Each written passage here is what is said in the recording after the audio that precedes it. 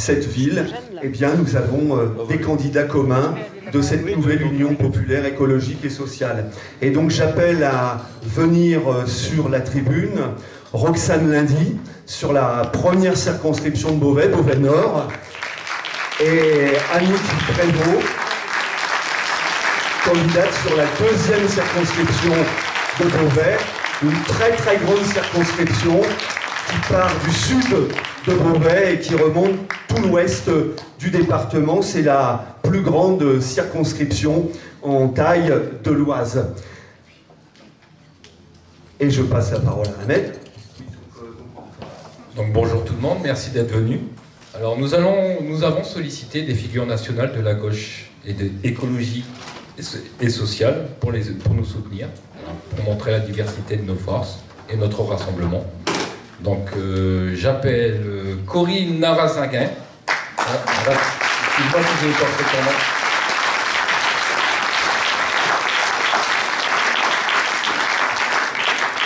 Nathalie Macquois. On peut l'applaudir un peu plus fort, s'il vous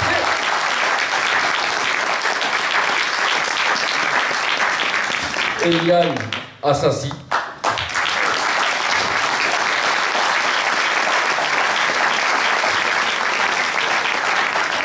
Et Manon Aubry.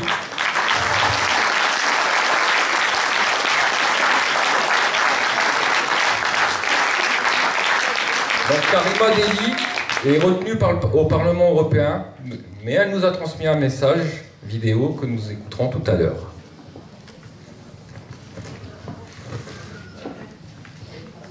Merci Ahmed. Alors, avant de leur passer la parole aux unes et aux autres, quelques mots quand même pour constater que ce soir, la tribune ne respectera pas la parité homme-femme.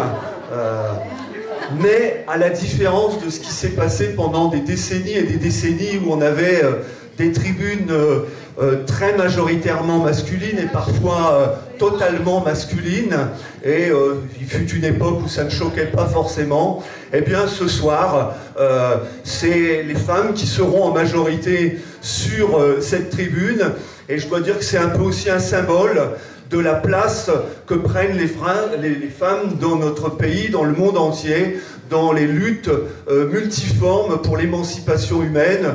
Et comme beaucoup d'autres ici, je crois que nous nous retrouvons dans la phrase du poète qui dit, et ça a été chanté par Ferrat, que la femme est l'avenir de l'homme. Donc on applaudit cette tribune majoritairement féminine. Et donc nous nous sentons très à l'aise avec Ahmed. Alors pourquoi nous sommes, nous, les deux hommes, sur cette tribune et dans cette salle ce soir? Pour animer et leur passer la parole, tout simplement parce que nous sommes les suppléants. Et là aussi, pendant longtemps, on disait plutôt les suppléantes. Les femmes étaient réservées pour cette tâche, cette mission d'être les suppléantes des hommes. Et bien ce soir, les candidats sur Beauvais 1 et sur Beauvais 2, les suppléants sont des hommes et les candidats titulaires sont des femmes, et on les applaudit à nouveau. Alors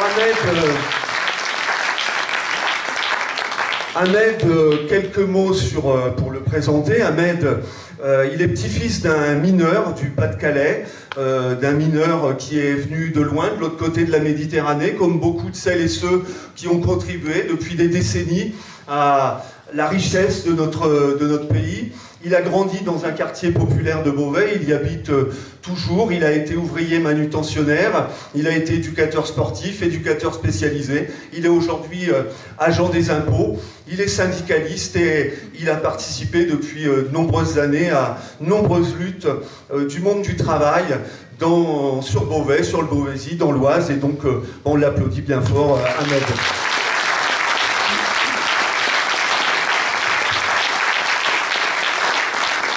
Donc Thierry Horry, je vous présente Thierry Horry. Bon, je crois qu'il n'y a plus besoin de le présenter. Donc il est connu depuis bien longtemps dans le Beauvaisis. Donc il est élu conseiller municipal de Beauvais.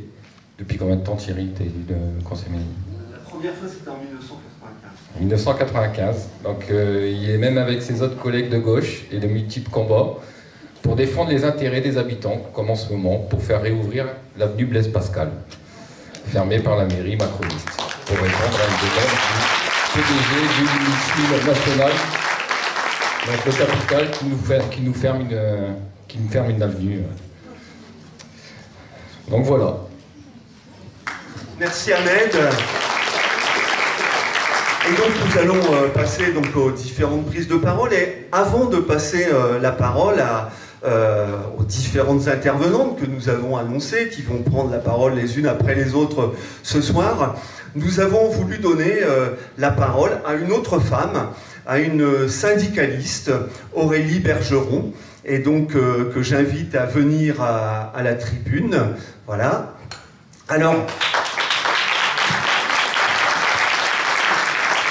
il nous avait semblé important que ce meeting s'ouvre par la parole d'une syndicaliste, parce que si nous nous battons toutes et tous pour que dans quelques jours une majorité nouvelle soit à l'Assemblée nationale, une majorité de gauche et de l'écologie, une majorité de députés de la nouvelle Union populaire écologique et sociale, nous savons aussi qu'il y aura besoin, qu'il y aura besoin en permanence de la mobilisation, de l'intervention des salariés, des citoyens, à la fois pour combattre toutes les résistances qu'il y aura, parce qu'une nouvelle majorité de gauche, avec le programme qui est le nôtre, elle va rencontrer des résistances de toutes les forces qui dominent aujourd'hui notre pays, les forces de l'argent, et donc il y aura besoin de la mobilisation, de l'intervention des salariés, des citoyens, et puis il y aura besoin de ces salariés, de ces citoyens, pour construire, co-construire avec ces nouveaux députés, ces nouvelles députées, les mesures concrètes qui feront que concrètement nous changerons la vie dans ce pays. Et donc il me paraissait important qu'une syndicaliste comme Aurélie, qui est enseignante, qui est militante et responsable syndicale dans notre département, puisse prendre la parole pour donner cette parole de salariés, de syndicalistes engagés. Donc à toi, et je t'invite à monter sur cette tribune et je te laisse le micro.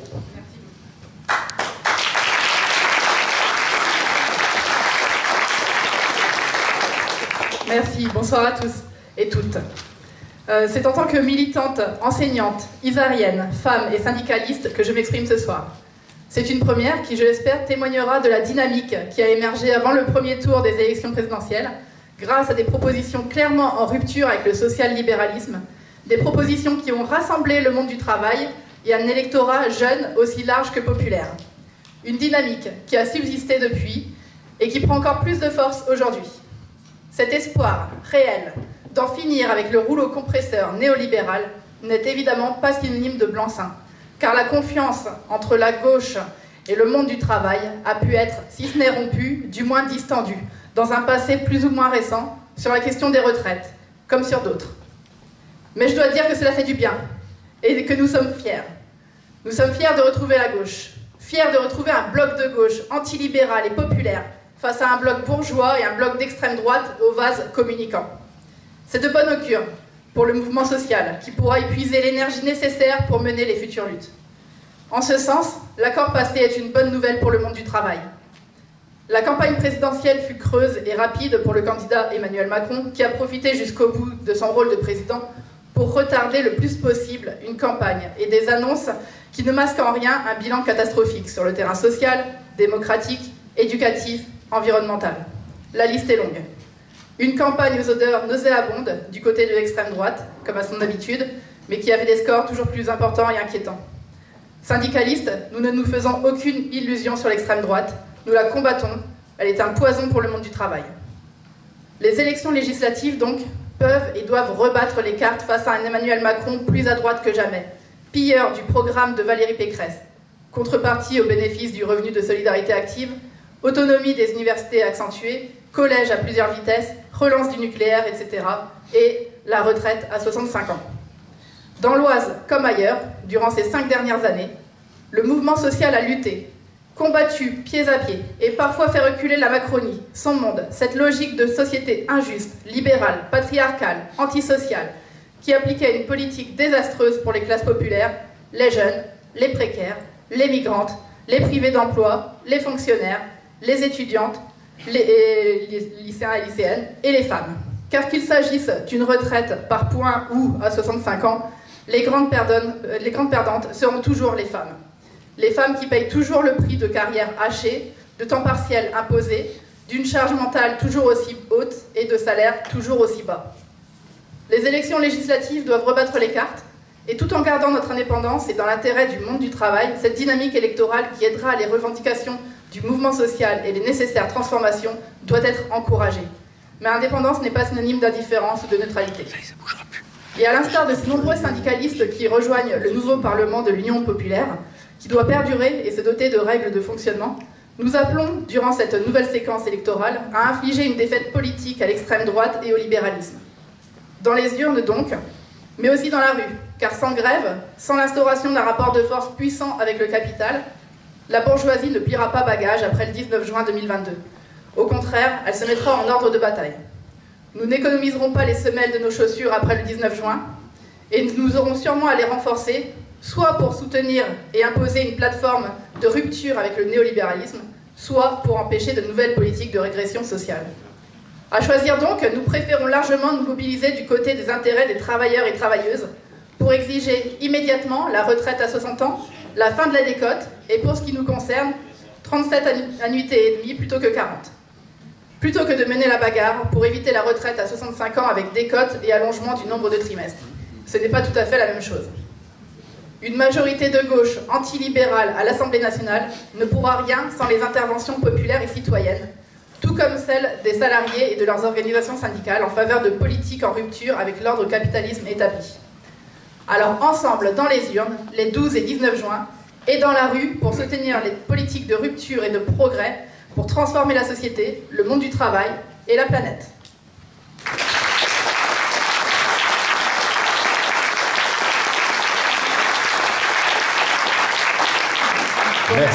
Merci Aurélie. Donc maintenant, je voudrais passer maintenant la parole à ma colistière, Annick Prévost,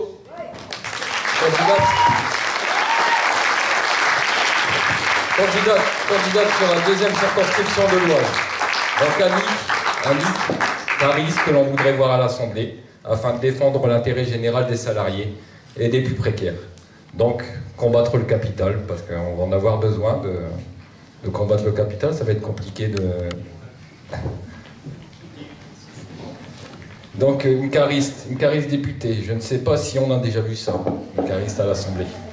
Applaudissons Annick. Merci.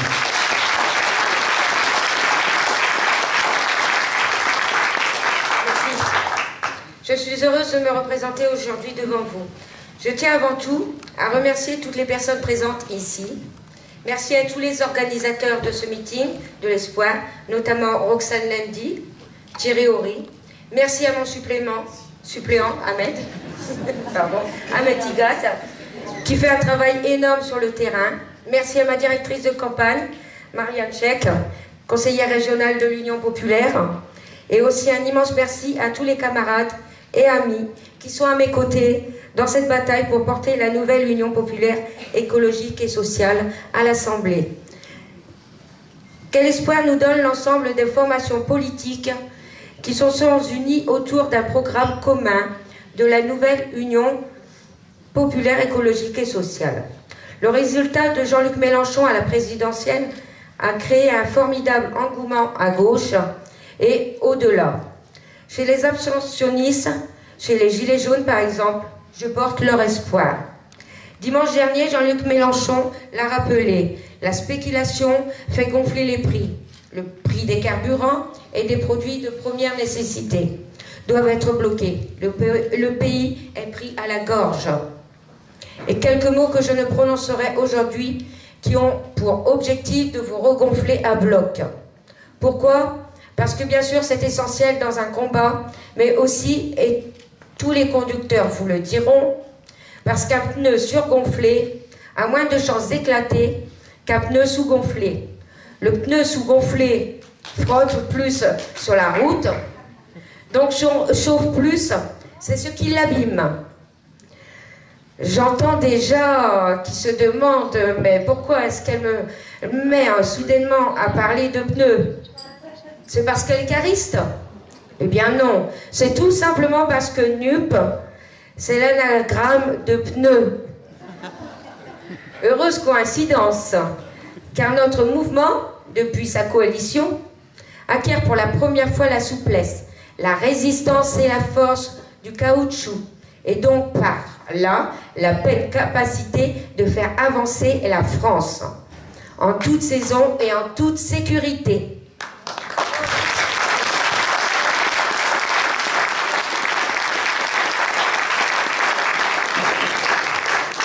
Merci. Notre pays ne peut plus se contenter de rustines. Il doit sortir les roues de secours suivantes, devenir une véritable nation écologiste, en harmonie avec la nature, défendre la justice sociale et les conditions de travail dignes pour toutes et tous, préserver et ressusciter nos hôpitaux publics, prendre en compte la souffrance au travail, et repenser la bientraitance des travailleurs et en particulier des ouvriers, revaloriser les salaires, le SMIC et les retraites, en particulier les plus petites. Aucune retraite ne doit vivre en dessous du seuil de pauvreté. Il nous faut aussi restaurer le droit à la retraite à 60 ans, à taux plein à 40 annuités de cotisation.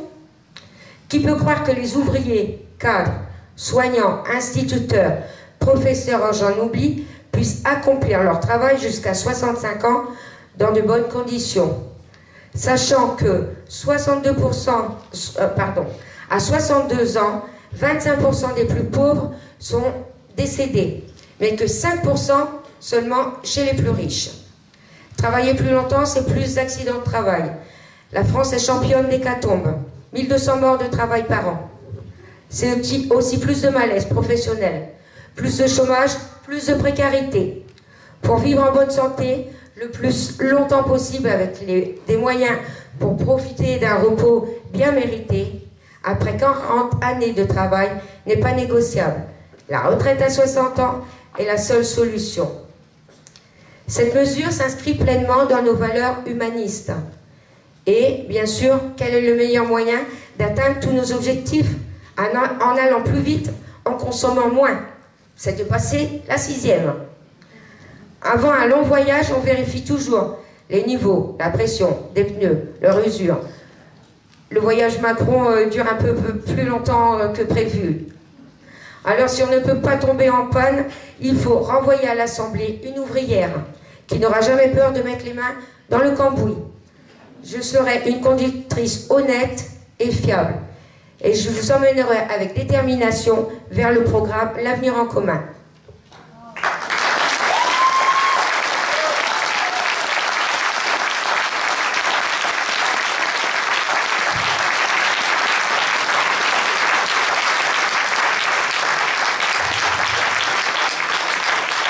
Merci beaucoup.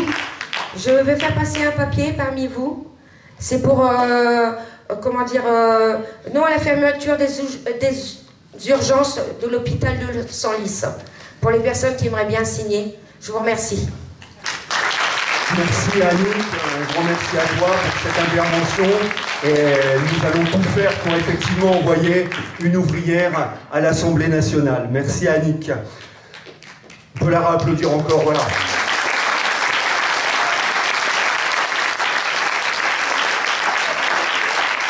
Et maintenant, je voudrais passer la parole à Roxane Lindy. Roxane, donc, qui est candidate titulaire sur Beauvais 1, Beauvais Nord. Roxane, elle est devenue, depuis ces dernières années, une figure familière des Beauvaisiens, depuis qu'elle a conduit en 2020, et c'était une anticipation par rapport à ce qui se passe aujourd'hui, une liste qui rassemblait toutes les forces de gauche et écologistes sur Beauvais, et c'est donc tout naturellement qu'elle aujourd'hui conduit la candidature de la NUP sur Beauvais Nord. Donc on applaudit Roxane et je lui passe la parole. Merci beaucoup. Merci Thierry. Alors, chers amis, c'est un très joli mot, camarade. Et alors, camarade, c'est aussi un joli nom en féminin. Alors, quelle fierté d'être entourée aujourd'hui de combattantes qui viennent dans notre belle ville à Beauvais. Et donc merci à toutes pour votre présence. Je tiens de nouveau à excuser Karima qui est retenue pour son combat qu'elle mène aujourd'hui pour le climat au Parlement européen, à la tête de la Commission des Transports. Et nous savons à quel point nous avons besoin de ce service public, tant on souffre ici, et notamment dans ce territoire, de l'abandon par l'État de nos transports et de nos lignes de train.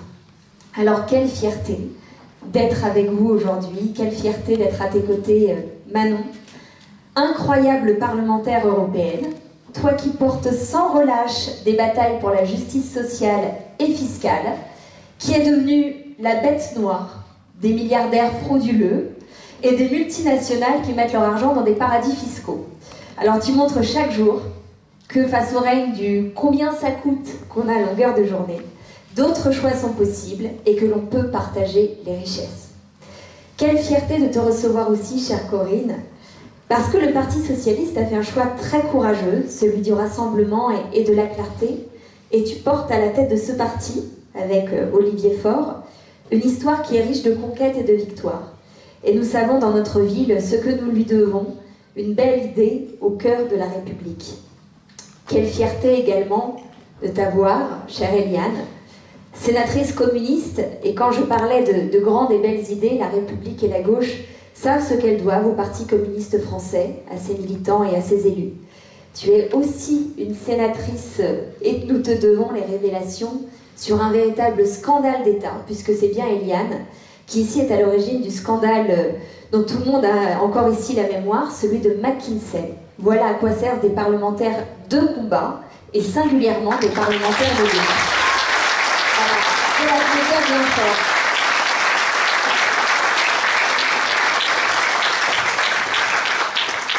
Nathalie, quelle fierté aussi. Nathalie, c'est une amie précieuse. Alors elle m'inspire au quotidien dans ses engagements au Conseil de Paris, par sa sensibilité, son intelligence, pour penser un monde qui a bien besoin de transformation. Donc merci pour ta présence parmi nous.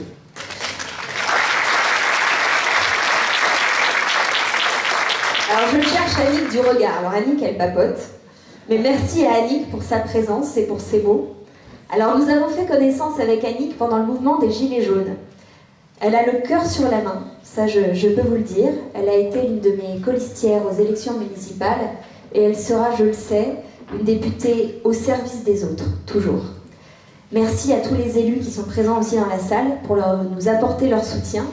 Merci à Marianne Sec, conseillère régionale pour l'Union populaire, à Esra Erkan, conseillère départementale chez nos voisins de la Somme, qui est également secrétaire régionale d'Europe Écologie Les Verts, et à Dominique Lincmailly, conseillère municipale à Beauvais, où nous avons beaucoup de batailles en commun.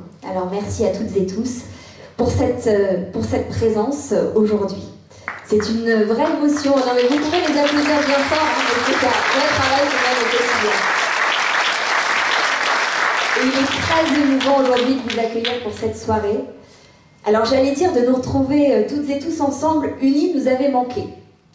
Mais vous savez qu'à Beauvais, c'est pas vraiment le cas, parce qu'on était précurseurs.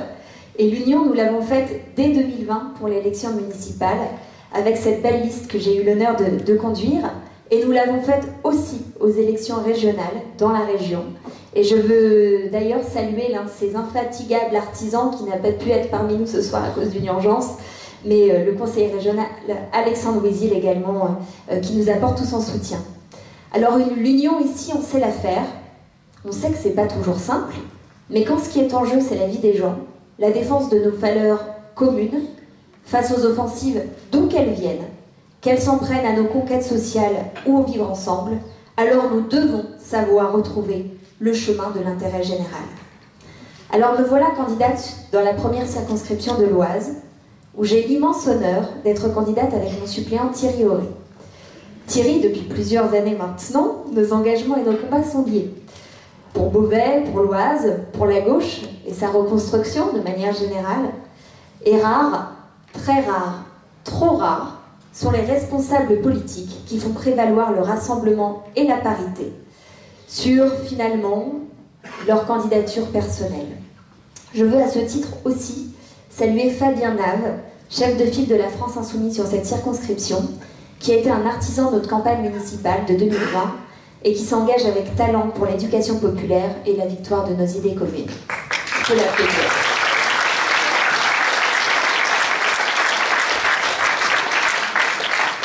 Alors je vais vous dire, dans cette circonscription vont s'affronter en réalité deux héritages. D'un côté l'héritage de l'argent, de l'autre l'héritage d'une grande idée, qui nous a précédés et qui nous survivra. Cette idée, c'est la gauche. Oui, nous sommes ici ce soir, les héritiers de ces gens dont Emmanuel Macron aurait dit à l'époque, perruque poudrée sur la tête, qu'ils n'étaient rien et qui ont pris la Bastille. Nous sommes les héritiers des communards. Nous sommes les héritiers du grand Jaurès qui défendait les mineurs de Carmaux et qui alertait prophétique sur les ravages du nationalisme et de la guerre. Nous sommes les héritiers de Léon Blum, de Léo Lagrange, de Roger Salingro, des congés payés, de la réduction du temps de travail, de l'immense espoir du Front populaire, qui fut l'alternative au fascisme rampant qui s'emparait de l'Europe. Nous sommes les héritiers de Jean Moulin, de Lucie Aubrac et du Conseil national de la résistance qui a fondé la République sociale, que nous connaissons encore aujourd'hui malgré toutes les attaques qu'elle a subies. Nous sommes les héritiers de ces étudiants et de ces ouvriers qui, en mai 68, ont refusé l'ordre établi d'une société verrouillée. Nous sommes les héritiers des 343 salopes et de leur manifeste pour le droit des femmes à disposer de leur corps. Nous sommes les héritiers de François Mitterrand, de Georges Marchais, de Pierre Mauroy, qui firent pleurer de joie nos grands-parents le 10 mai 1981, quand la majorité politique du pays a enfin rencontré sa majorité sociale. Oui, nous sommes les héritiers de la retraite à 60 ans, de la réduction du temps de travail, de la fête de la musique avec Robert Badinter, également de l'abolition de la peine de mort et de la dépénalisation de l'homosexualité. Nous pouvons être fiers de cet héritage. Héritiers que nous sommes de ces grands mouvements étudiants des années 80. Et nous sommes, nous ne l'oublions jamais, dépositaires de la mémoire de Malik Oussekine. Les héritiers de la gauche plurielle. Et il faut le dire, la gauche plurielle remporta cette circonscription en 1997. Et avec elle, les 35 heures et la CNU. C'est notre histoire. Mais ce n'est pas que notre histoire. C'est notre boussole, celle qui nous oblige toujours à demeurer fidèles à notre idéal, celui qui transforme le réel. J'aurais pu vous citer un autre héritage à Beauvais, c'est celui de la jeune Jeanne Hachette, que je cite souvent. Parce que c'est vrai, l'histoire telle qu'elle est racontée n'a que très peu fait la place aux femmes. Si ce soir j'ai invité des femmes dirigeantes politiques à s'exprimer, c'est parce qu'on ne pourra plus faire sans nous, mesdames, et donc il va falloir s'y habituer. Alors, oui, nous savons pour qui et pourquoi nous nous battons. Si nous voulons une majorité à l'Assemblée nationale, ce n'est pas pour nous-mêmes, pas pour des partis politiques, et c'est pas par jeu. Ce n'est pas pour commémorer cette histoire que je viens de vous décrire, c'est pour lui donner un nouveau souffle, une nouvelle vie, le regard résolument tourné vers l'avenir. C'est parce que nous sentons l'urgence, la tension dans le pays et le besoin d'un changement. Si je veux être votre député, c'est pour porter la voix de celles et ceux qu'on n'entend pas. Celle de Hakim, qui a travaillé toute sa vie à l'usine, qui habite à Beauvais, dans le quartier Argentine, et qui ne s'en sort plus depuis qu'un accident de travail le contraint à vivre d'une pension d'invalidité, qui avoue qu'il doit emprunter de l'argent à des amis pour faire le plein de sa voiture. C'est celle de Muriel, à Saint-Just-en-Chaussée, qui vient me dire qu'elle a peur pour l'avenir de ses petits-enfants parce que le dérèglement climatique la terrifie et qu'elle n'entend plus les oiseaux qu'elle entendait encore dans son jardin il y a quelques années. C'est celle de Gérard, qui habite à Crèvecoeur-le-Grand et qui vient me dire « Travailler jusqu'à 65 ans, mais ils sont fous !» qui viennent voir ce que c'est, ceux qui nous gouvernent. C'est celle de Stéphanie, qui est professeure à Beauvais, qui n'en peut plus de subir les injections d'un pouvoir déconnecté du réel. Toutes ces souffrances, elles créent de la colère. Et cette colère, nous voulons la transformer en espoir. Cette soirée, ce meeting, on a décidé de le placer sous le signe de l'espoir. Parce que comme l'écrivait alors Dostoïevski, que j'aime beaucoup, vivre sans espoir, c'est cesser de vivre. Et j'ai la conviction que nous pouvons écrire une nouvelle page de cette histoire, la belle et grande histoire des conquêtes sociales, de ces instants dans la vie d'une nation où souffle un air de liberté et de progrès, où l'on se dit que les générations à venir vivront mieux que nous et que nous bâtissons pour elles un futur désirable. Alors mobilisons-nous partout. On dit de cette première circonscription qu'elle serait imprenable. Alors l'héritier sortant, le député sortant, voudrait nous vassaliser. Mais depuis 1789, nous sommes un peuple souverain qui sait choisir librement son destin. Alors nous allons montrer que l'avenir des gens compte plus que le pouvoir de l'argent. Nous allons montrer que tout ne s'achète pas, que le détenteur d'un patrimoine de 450 millions d'euros qui refuse aux autres la hausse du SMIC et la retraite à 60 ans ne peut pas représenter notre terre parce qu'elle est populaire, avide de justice et de dignité. Alors moi je suis et je serai toujours une femme libre, libre et sincère. Et je le dis au lobby, vous êtes prévenus, vous ne m'intéressez pas, vous ne m'impressionnez pas. Et je vous le dis, je me battrai avec toute l'énergie que vous me connaissez pour les droits et le pouvoir d'achat des habitants de cette circonscription. Parce que ce qui caractérise ce pouvoir, cette Macronie, c'est qu'il ne nous respecte pas, ni dans les mots ni dans les actes. Quand le président de la République parle du peuple, c'est pour le sermonner ou l'insulter. Je n'ai pas besoin de reprendre chacun des mots blessants, méprisants, arrogants du président Macron, parce que tout le monde ici les a encore en mémoire. Tout commence souvent par des mots. Ils traduisent un projet politique. Ce projet, c'est celui qui substitue à la devise républicaine de liberté, d'égalité et de fraternité un chacun pour soi, qui est en réalité un en marche ou crève. Les jeunes précarisés, les plus pauvres stigmatisés, les chômeurs attaqués, les manifestants blessés, les femmes insultées, les exilés maltraités. Le macronisme est un anti-humanisme. Et le choix que vous aurez à faire les 12 et 19 juin prochains, c'est aussi un choix de vision de la politique qui respecte les citoyens et qui met les services au service de l'intérêt général et pas l'intérêt général au service d'un clan. C'est parce que ce choix est clair aujourd'hui que la Macronie nous caricature. Je vais emprunter à Mitterrand ce qu'il disait quelques jours à peine avant la victoire du 10 mai 81. Voyez comment, au cours de ces derniers jours, ils ont essayé d'affoler, d'inquiéter, d'en appeler à un peuple frileux, à un peuple invité à se replier sur lui-même. Comme s'il n'avait pas été capable, ce peuple, au cours des siècles, de dire non, de se dresser et de repartir de l'avant. Alors oui, chers amis, nous sommes au même moment. Les 12 et 19 juin, c'est stop ou encore. Stop ou encore. Stop ou encore au prix qui s'envole et au salaire qui stagne. Stop ou encore à la casse des services publics. Stop ou encore à la soumission au lobby. Stop ou encore à des ministres mis en cause pour agression sexuelle au gouvernement et qui viennent faire des meetings dans cette salle à Beauvais. Stop ou encore à l'inaction climatique. Parce qu'aujourd'hui, notre génération sait qu'elle doit faire face au plus grand défi de l'histoire de l'humanité, celui du dérèglement climatique et de l'effondrement de la biodiversité. Ce combat est indissociable du combat pour la justice sociale, parce qu'il implique des transformations profondes de notre modèle économique qui soient maîtrisées, partagées et accompagnées. Alors investir dans des services publics, dans l'isolation de logements qui sont des passoires thermiques, notamment pour les familles les plus modestes, organiser la bifurcation écologique et imposer la règle verte, c'est se battre pour notre santé et pour que nos enfants grandissent dans une planète vivable. Stop ou encore, nous avons le choix le 12 et 19 juin prochain.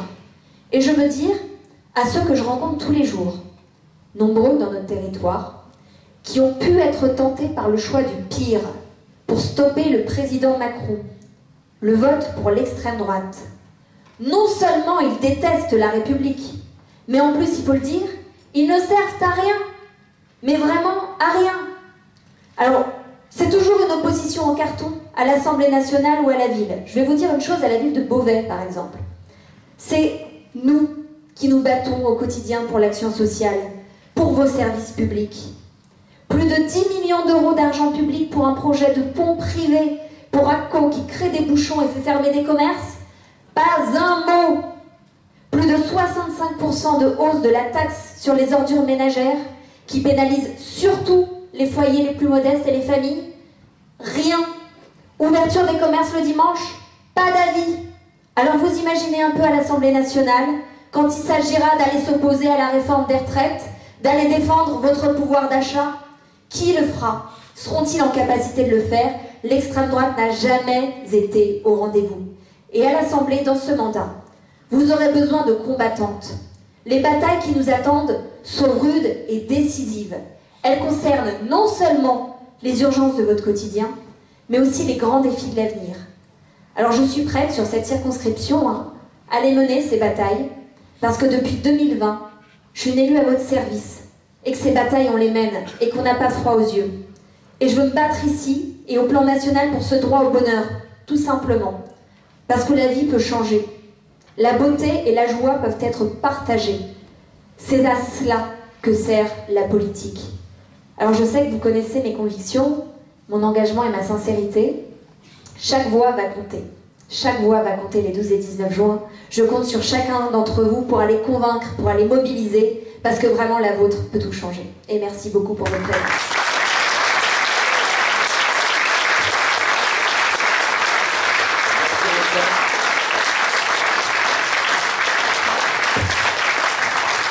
Merci Roxane. Je passe la parole à Nathalie. Nathalie Macois, élue de Paris, excusez-moi, présidente du groupe Génération S au conseil municipal de Paris. J'ai pas fait d'erreur. Non, c'est très bien. On dit Génération aussi, mais point S, comme ça rajoute notre logo. Merci, c'est pas facile de passer derrière Roxane en fait, et derrière Annick, où on a envie de monter dans son bus en fait aussi. Bon, Roxane, elle vous a dit qu'on se connaît depuis longtemps. En tout cas, je suis ravie et merci pour votre invitation à Mille Beauvais pour venir passer une soirée de l'espoir, parce que finalement, on en a bien besoin. Et vous nous le donnez en nous réunissant, nous qui venons d'horizons géographiques, politiques, variés. J'ai envie de dire, c'est une belle réunion de famille ce soir. Et une famille qui se réunit dans le cadre d'un événement joyeux, une élection législative. Une famille qui se réunit pour être forte dans un but, gagner le nombre de députés nécessaires pour pouvoir changer concrètement notre vie quotidienne, notre pouvoir de vivre, autant par des revenus décents que par une planète habitable. Une famille aussi qui veut rêver du futur désirable pour ses enfants, et c'est de ce futur désirable que j'ai envie de vous parler pendant quelques minutes. Je ne sais pas si vous avez vu, et c'était marrant, j'ai oublié votre prénom, Aurélie. Peut-être que vous les avez vus, les derniers résultats au concours pour être enseignant et enseignante. Dans un certain nombre de matières, les maths, les sciences, les langues vivantes, dans de nombreuses académies pour les professeurs des écoles, nos instituts. Les candidats admissibles au concours sont tout simplement moins nombreux que le nombre de postes ouverts. Alors ça veut dire quoi concrètement ? Premièrement, on est aujourd'hui le 1er juin, et pour une rentrée le 1er septembre, ça veut donc dire concrètement que l'éducation nationale n'a pas assez d'enseignants et d'enseignantes qualifiés pour assurer la rentrée. Ça, c'est la première chose. La deuxième chose, ça veut dire que la qualité de l'enseignement risquera d'être dégradée. Pourquoi ? Les candidats qui se présentent à un concours, ils ont pris la peine pendant 1 an, et je suis sûre que vous en avez vu réviser des jeunes autour de vous, de se mettre à jour sur les contenus. Ils ont lu, ils ont fait des stages, ils ont expérimenté des pratiques pédagogiques, ils s'inscrivent dans des réseaux d'associations d'enseignants, syndicaux, et puis ils sont assurés d'avoir 1 an de formation et d'accompagnement. Et là, vous allez me dire du coup comment on fait, ou comment imaginent les rectorats faire pour la rentrée. Alors je ne sais pas si vous avez regardé le journal télévisé hier de France 2. Est-ce que vous avez vu le job dating qu'a organisé l'Académie de Versailles? Vous preniez rendez-vous. Vous aviez 30 minutes pour devenir enseignant. Là, pas de condition de diplôme, pas de révision, pas de concours, pas de niveau obligatoire. Vous voyez, certes, des inspecteurs, c'est déjà ça, même s'ils ont beaucoup à faire dans cette période de l'année, puisqu'ils supervisent les examens, ils valident aussi ceux qui sont dans l'enseignement. Et donc, en 30 minutes seulement, avec simplement vous avez fourni un CV, et le 1er septembre, vous serez devant une classe. Et donc, c'est mon 4e point. Comment elles vont tenir ces personnes en septembre, l'année prochaine, quand elles veulent se retrouver sans expérience, sans formation, sans accompagnement, à l'automne, dans les classes? Alors vous allez me dire, comment est-ce qu'on est arrivé là, à cette situation? Parce qu'on est d'accord que c'est quand même un beau métier, enseignant. Comment est-ce qu'on en est arrivé à abîmer ce qui était un des services publics qu'on a tous partagé, un des plus importants de notre pays? D'abord en dégradant la rémunération des enseignants. Ça, c'est le résultat du gel d'indices qui permet de faire le traitement des fonctionnaires. De faibles primes aussi, parce que les enseignants, ils n'ont pas toujours été très défendus. Parfois, contrairement à d'autres corps de métier où il y avait un lobbying plus fort pour qu'ils en obtiennent. Enseignant, c'est aussi un métier complexe. Parce qu'on est confronté, je dis on, parce que vous l'avez peut-être compris, je suis enseignante moi aussi, à toutes les difficultés traversées dans une société.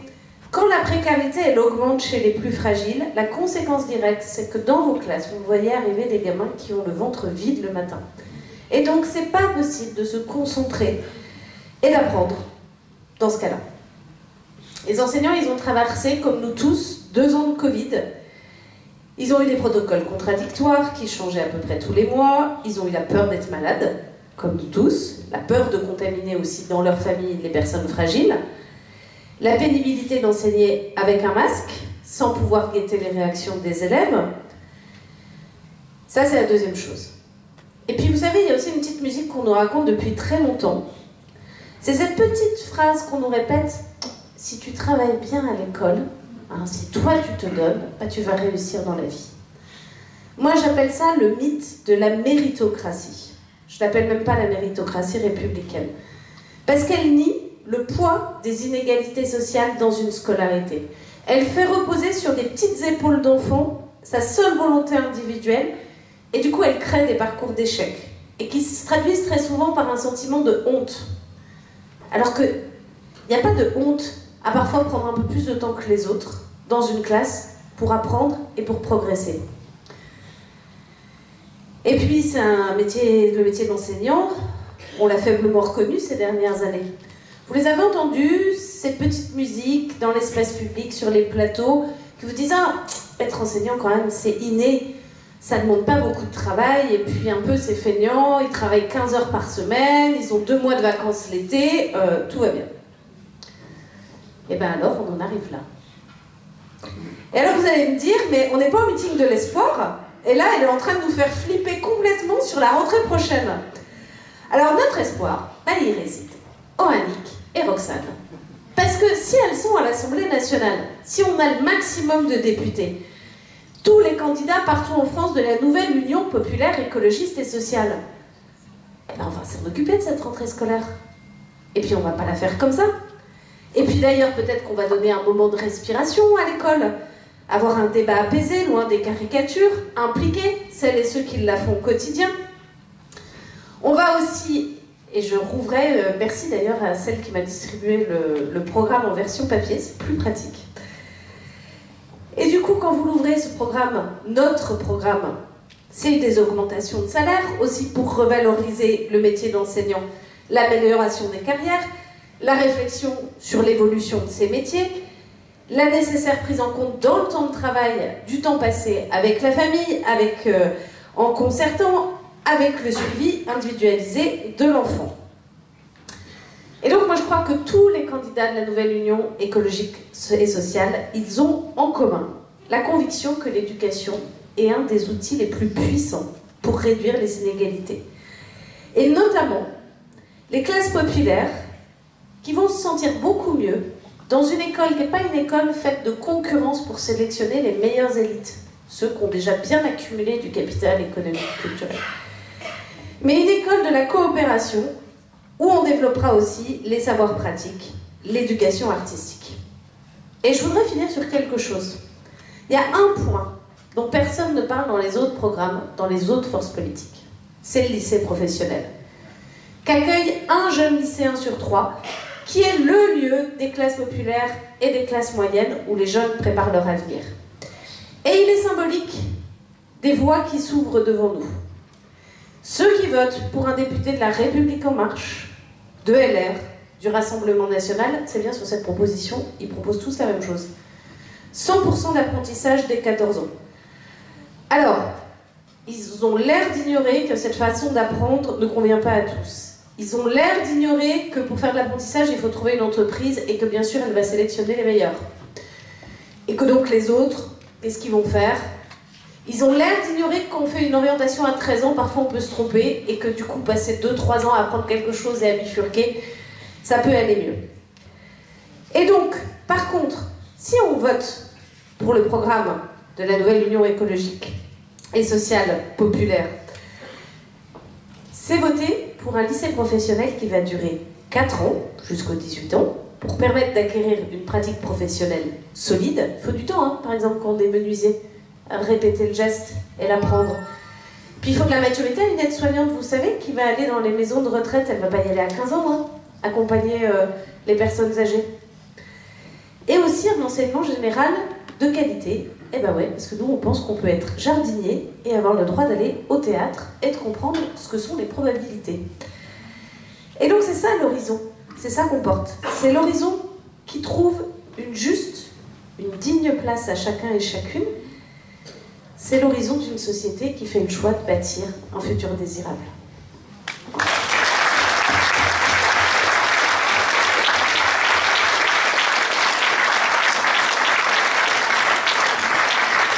Merci Nathalie pour ce développement sur la question de l'éducation, une question extrêmement importante, et tu as eu raison de souligner que nous avions le programme en version papier là à votre disposition, vous le prendrez tout à l'heure pour ceux qui ne l'ont pas récupéré. Je voudrais maintenant passer la parole, et Roxane l'a présenté tout à l'heure, la parole à Corinne Narassiguin, qui est secrétaire nationale du Parti Socialiste. Donc à toi la parole.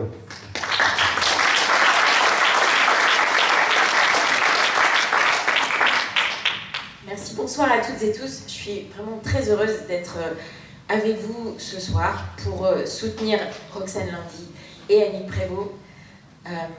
Et je voudrais remercier en particulier Roxane de m'avoir invitée à ce meeting de combattantes.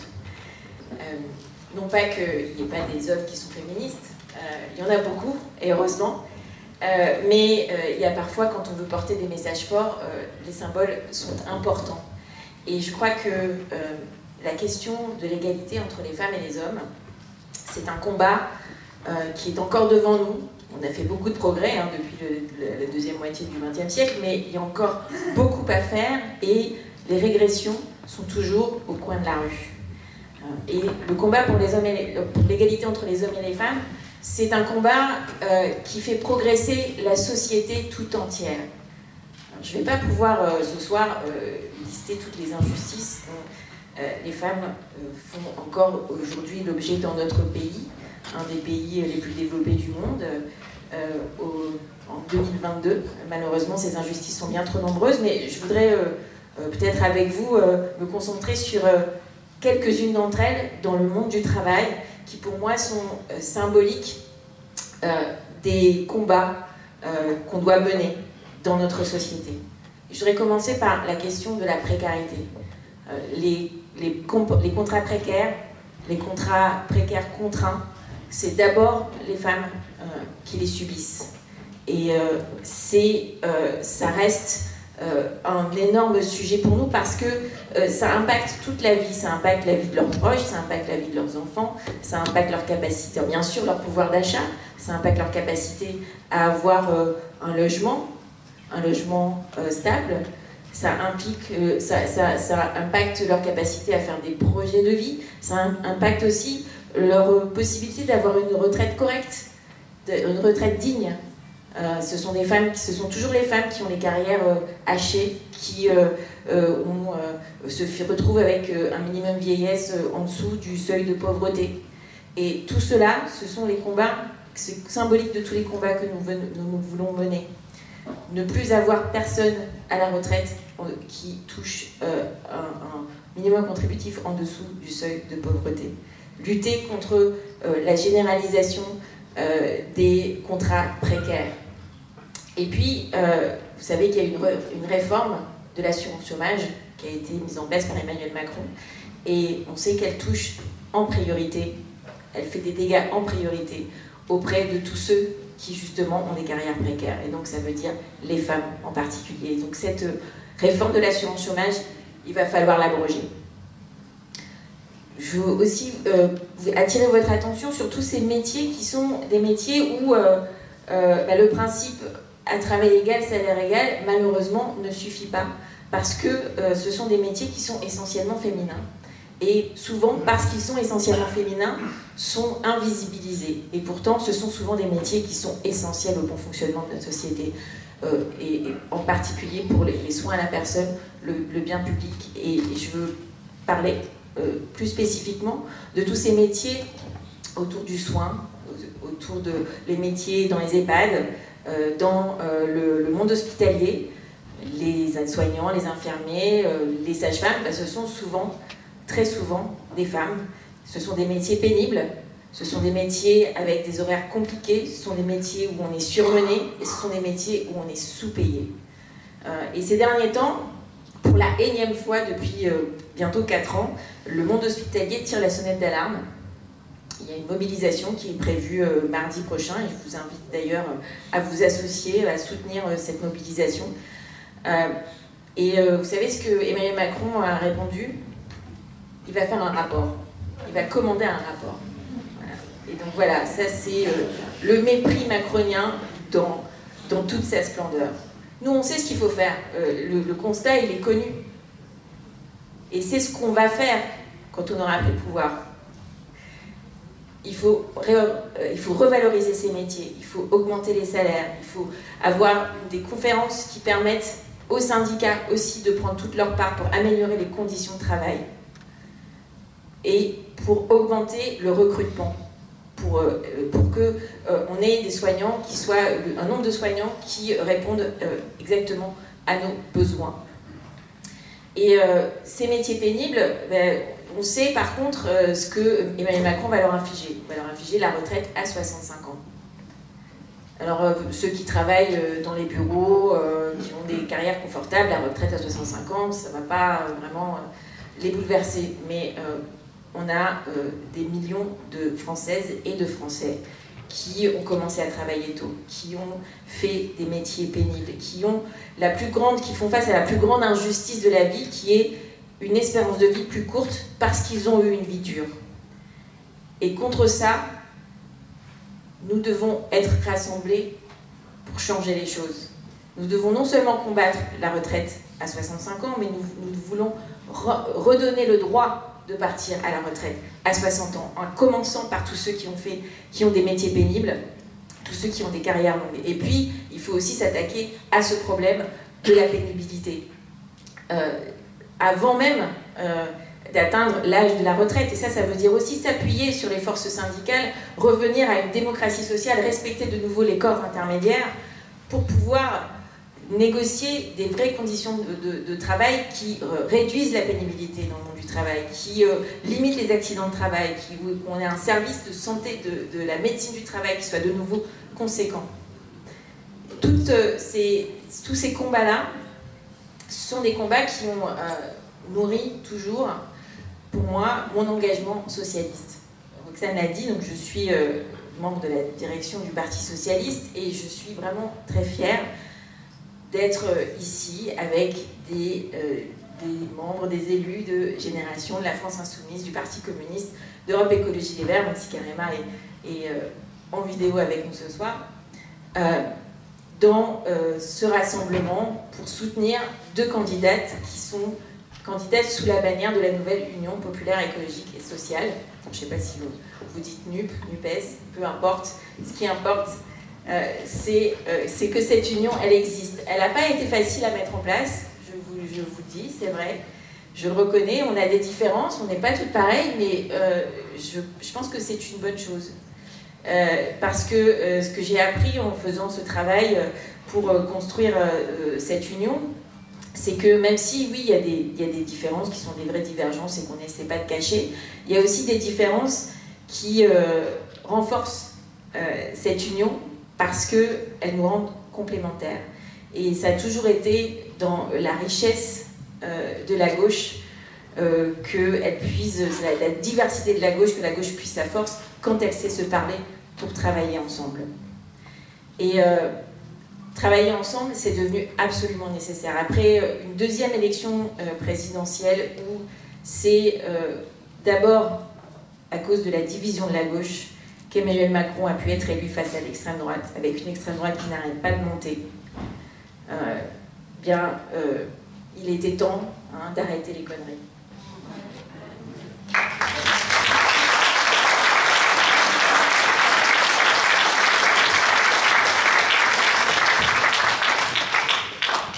On a, je le dis, on a des vraies différences qui sont des divergences. On s'est souvent même copieusement insulté.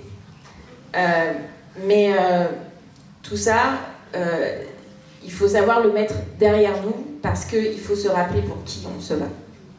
On se bat pour tous ceux qui en ont assez des injustices sociales, des inégalités économiques, des fractures territoriales, pour tous ceux qui veulent qu'on prenne à bras-le-corps la question de l'urgence écologique et la nécessité de l'approfondissement démocratique dans ce pays.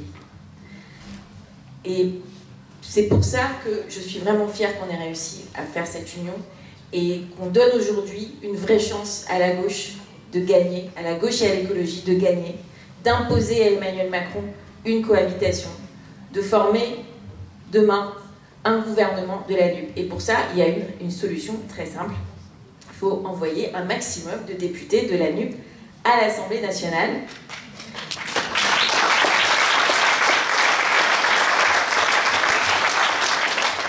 Et je vais faire une confidence, j'en ai un peu ras-le-bol de ceux qui se réclament de la gauche et de l'écologie et qui passent leur temps à taper d'abord sur d'autres personnes de la gauche et de l'écologie. Alors que dans ce pays, on a un vrai danger, ce sont les extrêmes droites. Alors je n'ai même pas besoin de vous expliquer pourquoi voter pour Éric Zemmour et ses acolytes, c'est régressif.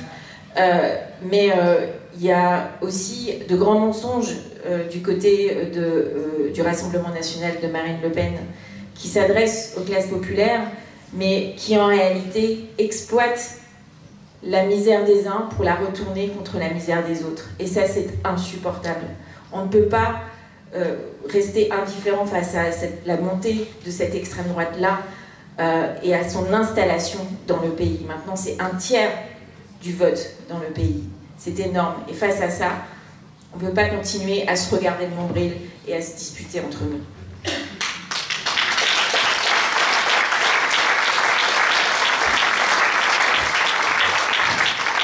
On ne peut pas non plus se tromper d'adversaire dans la République.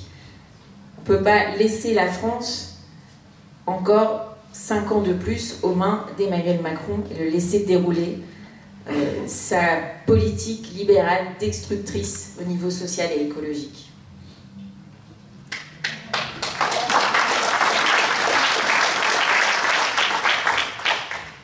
Et donc, il reste 9 jours de campagne avant le premier tour.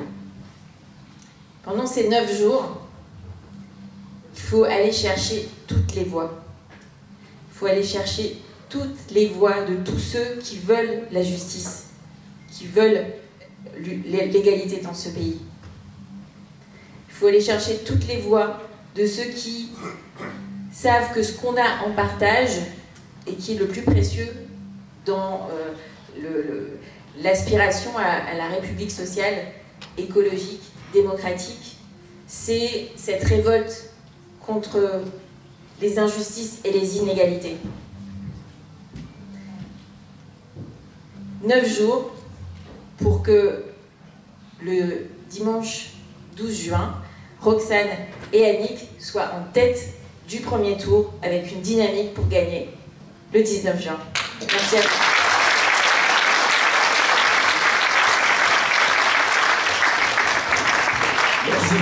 Excusez-moi. Merci Cory. Je vous propose maintenant de visionner le message vidéo de Karima Abdelli, députée européenne Europe Écologie Les Verts, qui avait conduit l'an dernier la liste qui rassemblait déjà toutes nos forces pour l'élection régionale des Hauts-de-France. C'est bon, Luc ? Bonsoir à toutes et à tous. Malheureusement, je ne peux pas être à vos côtés ce soir et c'est vraiment un crève-cœur. Mais comme vous voyez, je suis à Bruxelles parce qu'en ce moment, nous sommes dans des très grosses négociations concernant le climat et en tant que première femme présidente de la commission de transport au sein du Parlement européen, bah oui, je dois être là pour pouvoir négocier des textes parce que nous sommes sur une urgence. Et vous le savez très bien, cette urgence climatique, le rapport du GIEC nous le dit, il nous reste moins d'un mandat, il nous reste 3 ans pour pouvoir retourner la courbe des températures, mais faire aussi en sorte qu'on n'ait pas une hausse aussi des factures.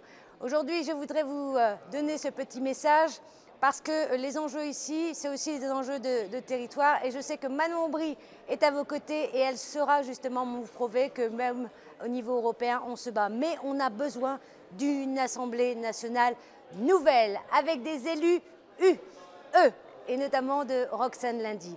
Roxane, je la connais, c'est une femme qui est déterminée, qui est courageuse dans un territoire qui n'est pas facile, mais en même temps, elle peut changer la donne parce qu'elle a des convictions. Ces deux jambes sont assez simples. La lutte contre le dérèglement climatique, mais aussi plus de justice sociale. Il n'y aura pas de transition écologique si cette transition écologique est juste, qui réponde au quotidien des gens. Et le quotidien des gens, eh ben c'est ce qu'elle fait notamment à la mairie de Beauvais. Mais maintenant, il faut la pousser pour qu'elle entre notamment à cette Assemblée nationale parce que les politiques nationales, on aura besoin demain pour faire en sorte que tout simplement les gens soient plus heureux. Dans notre pays, il y a trop d'inégalités sociales, il y a trop de personnes qui sont dans des situations de précarité. C'est la raison pour laquelle, dans notre programme, vous allez voir ce que vous allez voir. Le RSA ne sera plus conditionné, au contraire, il sera véritablement appuyé et notamment pour cette jeunesse qui aujourd'hui est une génération précaire. Alors que demain, ce sera une génération prioritaire. La deuxième chose qui est en grande partie majeure, c'est notamment tout ce que vous voyez sur le terrain.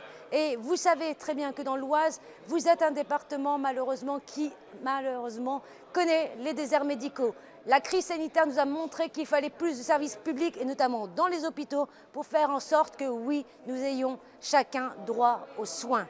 La troisième et grande idée, et vous me connaissez, c'est la question notamment des transports. Il y a trop de précaires de la mobilité. Tous ces gens qui ne peuvent pas justement bouger parce que c'est trop cher ou parce qu'ils ne sont pas desservis. C'est la raison pour laquelle demain, nous allons nous battre pour plus de trains.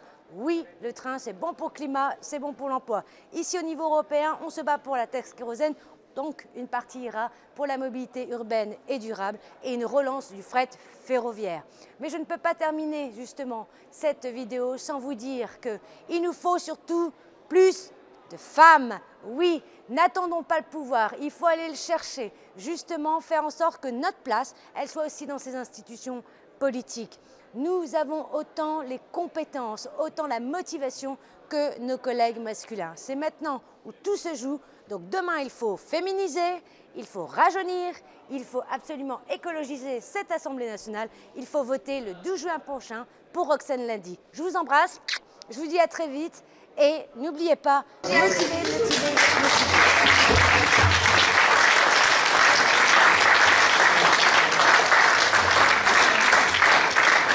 Merci à Karima pour son message depuis Bruxelles. Et donc je voudrais passer maintenant la parole à Eliane Assassi. Eliane est sénatrice communiste de Seine-Saint-Denis. Elle est la présidente du groupe communiste républicain citoyen écologiste au Sénat. Et je voudrais dire au passage que c'est une originalité du groupe que constituent les communistes, qui s'est élargi à d'autres, que depuis, je crois maintenant, près d'un demi-siècle, il a toujours été présidé par une femme et qu'il est majoritairement féminin. C'est un cas unique dans l'Assemblée nationale et le Sénat en France. On espère que ça ne sera pas, ça ne restera pas unique et qu'à l'avenir, d'autres groupes auront cette spécificité. Elle a, Roxane l'a dit, fait parler d'elle depuis maintenant, enfin, sur plein de combats, mais ces dernières semaines comme rapporteur d'une commission d'enquête du Sénat sur la question des cabinets privés et le scandale qu'on a appelé McKinsey, et puis elle est devenue depuis quelques jours une des vice-présidentes du Parlement de l'Union populaire. Je lui passe sans plus tarder la parole. Merci Sylvie. Chers amis, chers camarades, merci vraiment de m'accueillir à cette soirée de l'espoir pour soutenir vos candidates et candidats, Roxane et Annick, et leurs suppléants, hommes, Ahmed et puis Thierry. Je crois que nous sommes là aussi ce soir pour partager une ambition qui est quand même très forte. C'est celle d'avoir d'ici 10 jours, puisque nous sommes le 1er juin, que le 12 juin nous ne pourrons pas mener campagne, donc il nous reste en fait 11 jours pour mener la campagne électorale.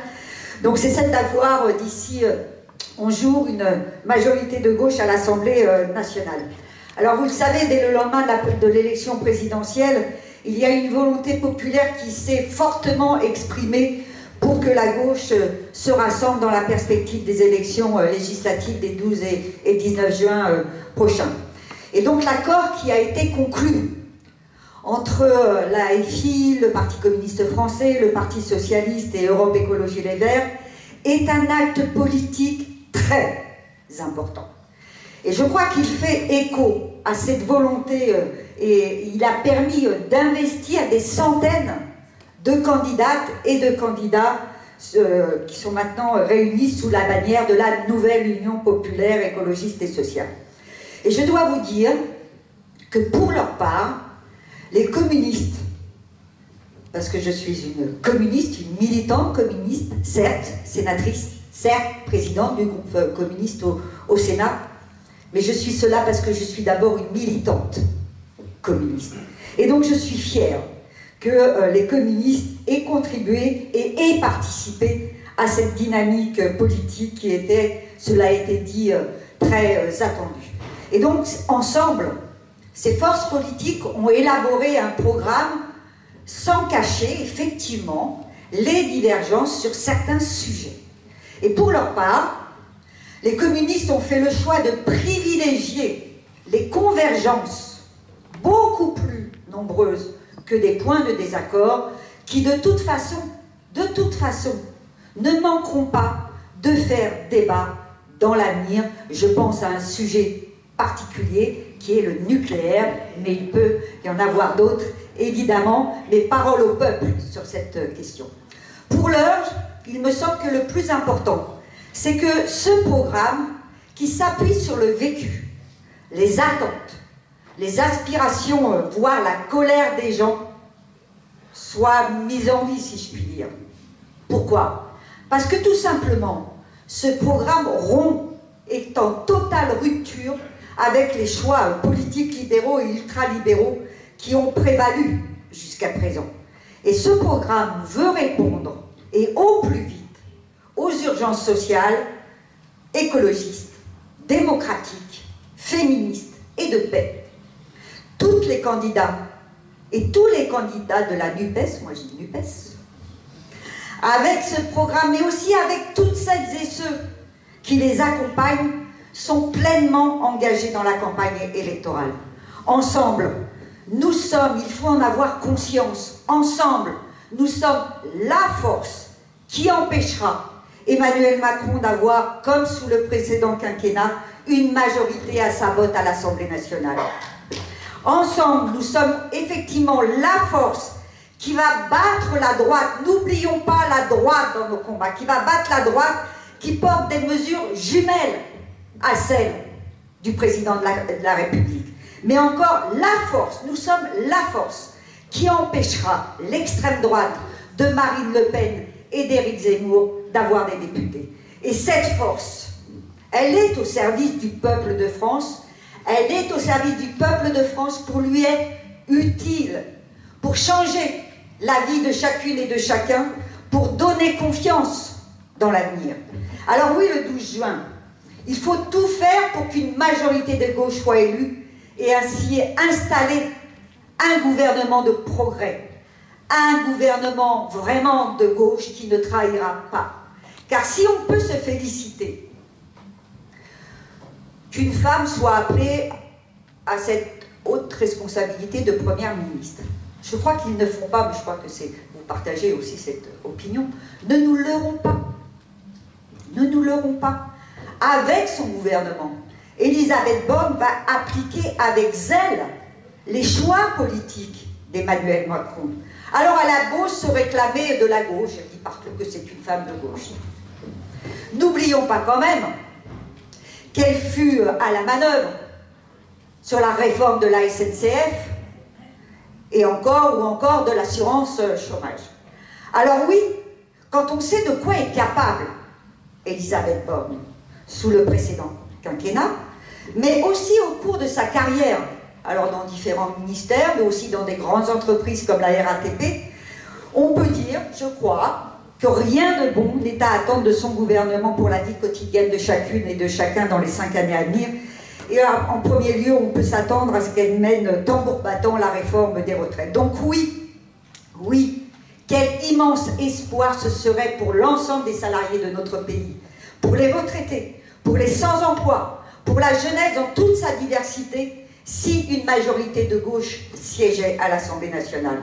Oui, dès le 1er juillet, avec cette nouvelle majorité, le SMIC augmentera et l'ensemble des salaires aussi, et avec des cotisations pour financer la sécurité sociale.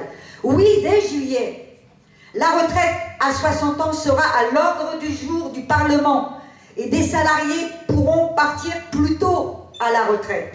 Partir à 60 ans en retraite, ce n'est pas une idée farfelue, fantoche. C'est une exigence humaine qui part d'une réalité selon laquelle l'allongement de la durée de vie doit améliorer l'existence et non allonger le temps de travail. Et qu'on ne nous parle pas de financement. L'argent, il y en a à profusion dans ce pays. Et il y a de l'argent pour assurer la réforme des retraites et pour assurer une retraite à 60 ans. Alors oui, dès la rentrée, il n'y aura plus aussi de Parcoursup et il y aura un revenu d'autonomie de 1 063 € par mois pour les étudiants et les 18-25 ans en formation. Et même 16 ans pour les lycéens en formation professionnelle, et tout cela sera mis en place pour leur permettre d'étudier, pour leur permettre de se former sans être obligés de travailler à côté. Oui, ces changements, ces progrès sociaux tant attendus sont possibles, sont vraiment possibles si toutes les forces vives du monde du travail, de la culture, de l'associatif, et si des millions de Françaises et de Français s'en mêlent, votent et enclenchent un grand mouvement social et populaire. C'est ça qui doit grandir d'ici le 12 juin prochain. Avec les bulletins de vote estampillés de notre nouvelle coalition, nous allons pouvoir battre les candidats d'Emmanuel Macron. Nous allons pouvoir battre celles et ceux des Républicains, celles et ceux du Rassemblement national et de Reconquête de Zemmour qui se présentent dans notre pays. Tout cela qui, hier, comme d'ailleurs une certaine classe médiatique, s'étonnait de la désunion de la gauche et qui aujourd'hui en ont une peur bleue en usant d'arguments dignes du siècle dernier. Nous allons pouvoir battre aussi des ministres qui sont candidats, qui se présentent avec le pire bilan sur le pouvoir d'achat des Français. Et nous allons pouvoir battre des candidats macronistes comme celui, je prends cet exemple, comme celui de l'Essonne, dans le 91, qui a travaillé pendant 5 ans chez McKinsey. Et à ce propos, les 12 et 19 juin prochains, nous allons pouvoir dire tous ensemble, parce que moi je le dis, d'autres le disent, mais ce serait bien qu'on soit des millions à le dire. Fini les cabinets de conseil privés qui ont leur ronde serviette à l'Élysée et qui nous coûtent un pognon de dingue, alors que des millions de Français n'arrivent pas à boucler leur fin de mois. Terminer ces cabinets privés aux pratiques tentaculaires, on les voit un petit peu partout, trop souvent occultes, qui aspirent le travail de nos hauts fonctionnaires, pourtant très compétents. Terminer ces cabinets qui envoient leurs bénéfices réalisés en France dans les paradis fiscaux pour échapper à l'impôt sur les sociétés. Et à ce titre, je me félicite que suite à notre commission d'enquête, la justice se soit emparée du sujet ces derniers jours. Alors permettez-moi de vous dire qu'avec les sénatrices et les sénateurs communistes, je suis fière, mais vraiment fière, d'avoir mis à jour ces pratiques en faisant le choix de cette commission d'enquête. Et encore une fois, avec aussi nos camarades députés à l'Assemblée nationale, nous avons illustré l'utilité d'avoir des élus combatifs qui se mettent au service de l'intérêt général et de rien d'autre.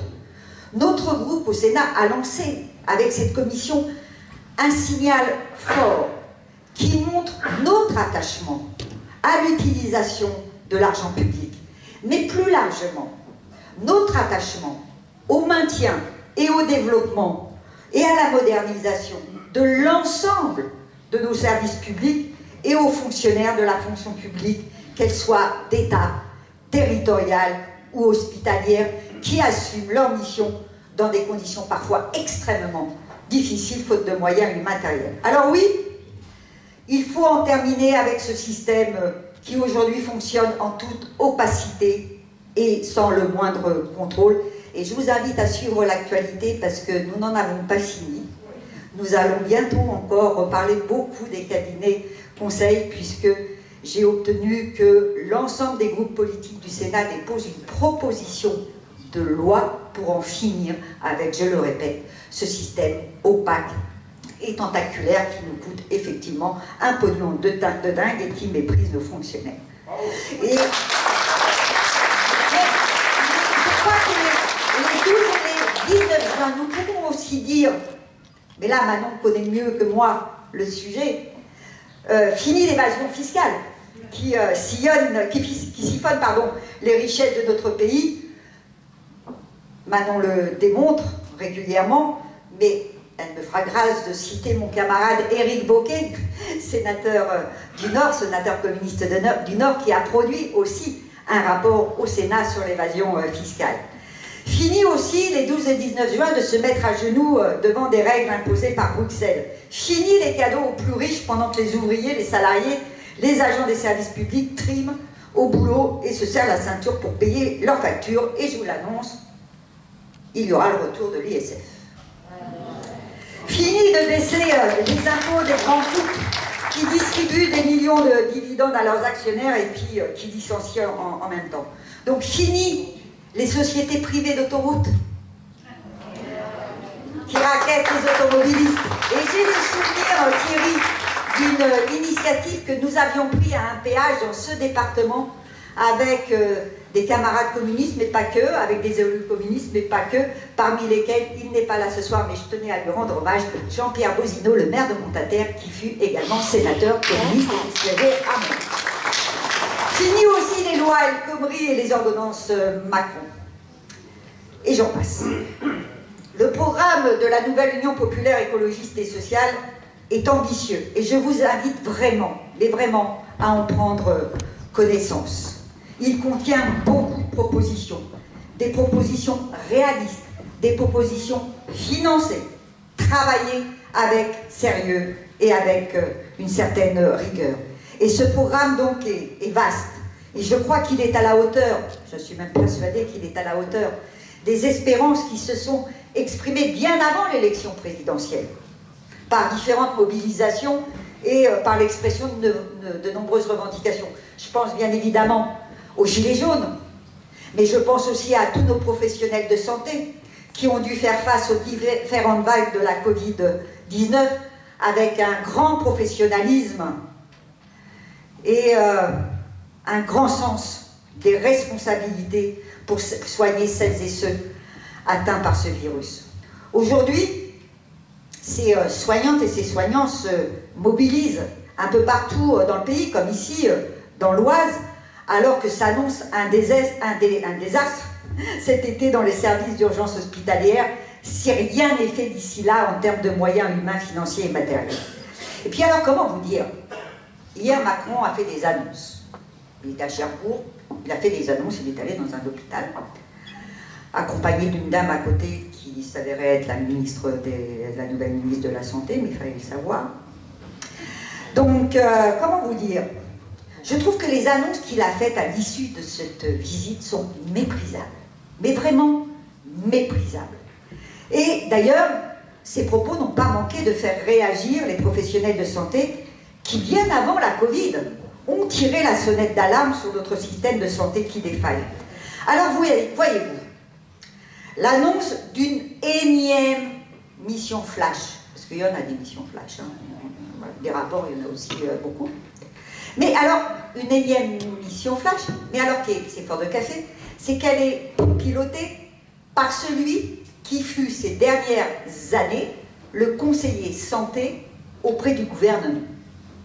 Et c'est ce monsieur qui va, nous dit-on la truffe enfarinée, qui va établir un état des lieux. Voilà. Excusez-moi, mais je trouve ça purement scandaleux. C'est montrer le peu de respect pour les personnels et les usagers de nos services de santé à l'hôpital ou ailleurs. Le diagnostic existe, on le connaît, et depuis longtemps. Ce qu'il faut, c'est une volonté politique pour changer de logique, pour changer de logiciel. Un point, c'est tout. Et comme le dit ce matin dans une tribune parue dans l'Humanité, notre camarade Loïc Payne, médecin urgentiste et par ailleurs candidat de la NUPES dans la 7e circonscription de votre département, il écrivait ceci: c'est une politique d'ensemble qu'il faut changer. Alors ici, dans l'Oise, où se mêlent des populations qui vivent dans des zones urbaines et dans des zones rurales, les souffrances et les colères sont partagées sur le pouvoir d'achat, les retraites, le manque de services publics, sur la désindustrialisation et ses effets sur l'emploi, sur les déserts médicaux, sur l'école, sur le manque de logements à des prix accessibles, sur l'éloignement des services hospitaliers, d'autant que les transports en commun ne sont pas développés et que le prix de l'essence ne cesse d'augmenter, et grevant lourdement leur pouvoir d'achat. Eh bien, il y a de la colère, il y a du mécontentement, mais je crois qu'il y a aussi de l'espoir. Il y a aussi des attentes à ce que tout cela change. Alors, mes chers amis, mes chers camarades, il reste 11 jours, pour convaincre le plus grand nombre d'électrices et d'électeurs de porter leur vote sur les candidats de notre coalition, et notamment de s'adresser à celles et ceux, des jeunes, mais aussi des moins jeunes, qui n'envisagent pas d'aller voter, parce qu'ils sont fatigués de devoir voter par défaut, de voter pour battre, mais pas pour gagner, et ou persuadés que leur vote ne changera rien à leur vie quotidienne. Alors, à l'image de Roxane et de Thierry, de Annick et de Ahmed, toutes les candidates et tous les candidats de notre coalition déploient, et vous le voyez ici, d'énormes efforts dans leur circonscription pour rassembler, pour unir, pour aller convaincre celles et ceux qui ont pu même utiliser le bulletin de vote Le Pen en pensant se débarrasser de Macron. Et ici comme ailleurs, je crois qu'il y a d'énormes défis à relever. La nouvelle Union populaire, avec cette nouvelle Union populaire, nous portons haut et fort cette ambition et cette volonté de rassemblement pour construire avec le plus grand nombre de nos concitoyennes et de nos concitoyens, et avec le monde du travail, avec le monde de la culture, avec le monde associatif, la plus belle majorité de gauche, et ainsi faire naître de nouveau les sourires sur les visages de millions de nos concitoyennes et de concitoyens, car, faut-il le dire, ça fait longtemps que nous attendons toutes et tous des réformes qui vont enfin changer la vie. Alors, chers amis, chers camarades, croyez-moi, d'abord je ne mens jamais, déjà, croyez-moi, nous sommes bien présents, nous sommes bien rassemblés, nous sommes là à tous les rendez-vous pour être à la hauteur de toutes les attentes que j'ai listées et des espoirs populaires, pour faire barrage à tous ces candidates et ces candidats libéraux et ultralibéraux, et pour faire élire le plus grand nombre de députés de la NUPES, parmi lesquels, je l'espère de tout cœur, Roxane et Annick, les suppléants.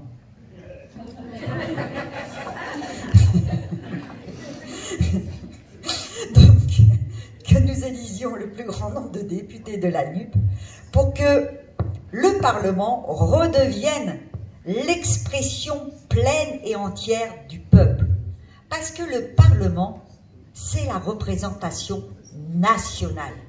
Et force est de constater que ces dernières années, l'expression du peuple a eu du mal à parvenir sur les sièges feutrés de l'Assemblée nationale ou du Sénat.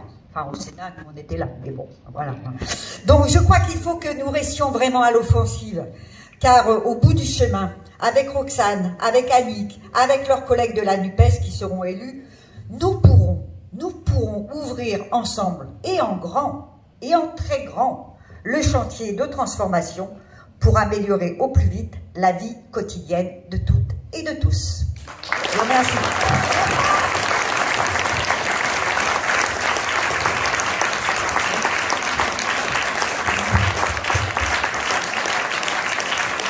Merci Eliane. Et je passe la parole maintenant à Manon Aubry, députée européenne, qui a conduit la liste de la France Insoumise aux dernières élections européennes. Elle est coprésidente du groupe de la gauche au Parlement européen. Merci Manon.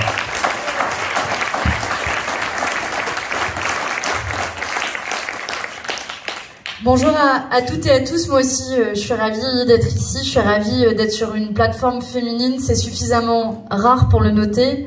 Je sais que ça fait râler parfois quand on a des plateformes uniquement féminines, mais j'ai envie de dire que laissez-nous rattraper les 100 ans, 150, 200 ans qu'on a de retard, nous les femmes, et qu'une fois qu'on aura rattrapé ce retard, eh bien pas de problème, dans ce cas-là on pourra faire en sorte qu'on repartage de nouveau la tribune, mais que pour une fois, une tribune qui soit 100% féminine. Merci à toutes les deux de l'avoir organisée et de l'avoir rendue possible.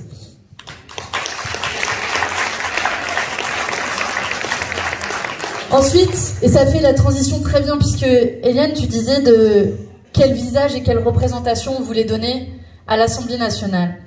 Eh bien, moi je suis extrêmement fière que ici à Beauvais, vous ayez la chance d'envoyer à l'Assemblée nationale une femme comme on en compte beaucoup trop peu dans notre représentation nationale, et pourtant c'est une partie non négligeable de la population. Je veux parler d'Annick, bien sûr. Vous savez, quand les députés de l'Assemblée nationale, les députés France Insoumise sont arrivés à l'Assemblée nationale, on a appelé, alors un coup c'était Adrien Quatennens, c'était le député call center. Et puis c'était ma collègue Caroline Fiat, parce qu'elle était aide-soignante, c'était celle qui était la députée Bac-2. Et puis tout un tas d'autres personnes, Mathilde comme moi, Mathilde Panot comme moi, on a eu la même expérience. Après nos premières interventions à l'Assemblée nationale, et moi au Parlement européen, on nous a demandé si c'était Jean-Luc Mélenchon qui avait écrit nos discours. Eh bien, je suis fière que à l'Assemblée nationale, on puisse avoir une cariste, on puisse avoir une ouvrière, on puisse avoir la voix de celles et ceux qu'on a fait taire pendant beaucoup trop longtemps, qui s'est exprimé notamment à l'occasion du mouvement des Gilets jaunes et qu'on a réprimé comme jamais. Alors, des Annick, on en a besoin de 577 à l'Assemblée nationale. Vous avez la chance d'en avoir une ici, et je compte sur vous pour l'envoyer à l'Assemblée nationale.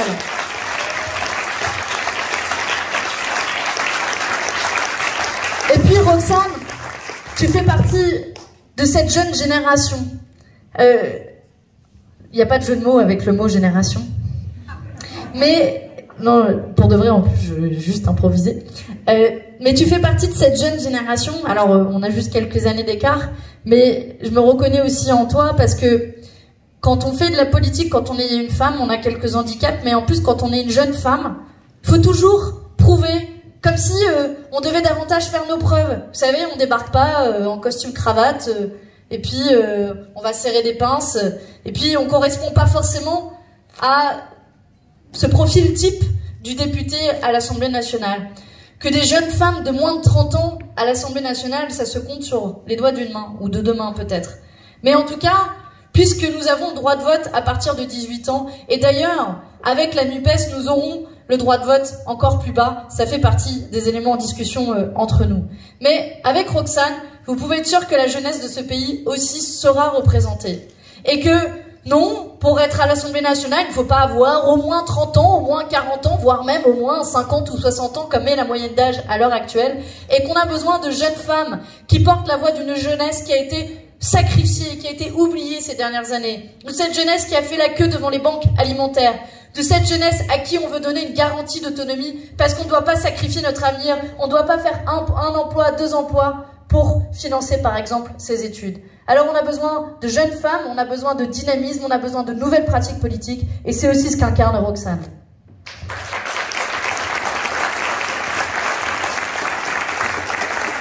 Et Roxane et Annick, elles incarnent ça, mais elles incarnent aussi ici, dans le département et avec les autres candidats de l'Oise, elles incarnent évidemment ce rassemblement de la nouvelle Union populaire écologique et sociale. NUP, NUPES, NUP, vous dites comme vous voulez. Et je dois vous faire une confidence. J'ai participé aux négociations pendant 15 jours et 15 longues nuits. Et si vous me demandiez mon avis au début des négociations, évidemment, je vous aurais dit que on le veut. On le veut, cet accord, et c'est pas un hasard si, fort de nos 22% à la présidentielle, on n'a pas dit on est plus fort que les autres allez vous faire voir. Non, au contraire, on avait une occasion historique. Et quand les négociations ont démarré, évidemment, on se disait ça allait pas être facile. Parce que, tu l'as dit Corinne, avec le Parti Socialiste, il y a pu avoir des mots, des différences, des divergences. Et ce qu'on a discuté avant tout, Corinne peut en témoigner, ce qu'on a discuté avant tout, y compris avec le Parti Socialiste, c'est pas un accord de bout de table où on s'est découpé les circonscriptions. Alors dans l'Oise, ça va un tel à un tel. D'ailleurs, je crois que ça devait aller au Parti communiste, puis ça finit à Génération, la preuve de la fusion globale. Mais non, ce qu'on a discuté, c'est de la politique, au sens noble du terme. La politique, vous savez, avec un grand P. On a discuté de notre ambition, notre avenir, notre projet. On a discuté de la retraite à 60 ans, du blocage des prix des produits de première nécessité, du SMIC à 1500 € net. On a discuté de la planification écologique. On a discuté de nos services publics. Et soyez-en sûrs, cet accord, c'est d'abord un accord politique. On nous avait dit que c'était impossible. On nous avait dit qu'on n'y arriverait pas.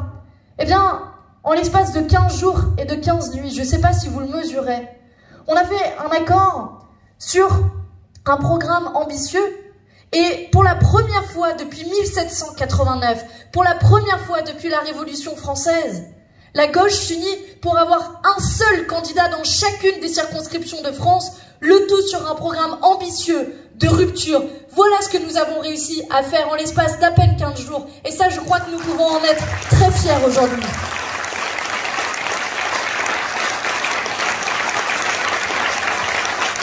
Bon, vous avez vu, ça les rassure pas trop. Ils nous disent que... Alors, Bruno Le Maire, ce matin, il nous dit... Alors, on sort... Là, il commence à avoir peur, donc il déroule un peu l'ensemble des armes habituelles. Le Venezuela, ça faisait longtemps qu'on ne vous en avait pas entendu parler. Et donc, Bruno Le Maire, ce matin, sur France Inter, il parle de Jean-Luc Mélenchon en disant que c'est le Chavez gaulois. C'est vrai que venant du Thatcher de Neuilly... Le compliment, on le prend presque.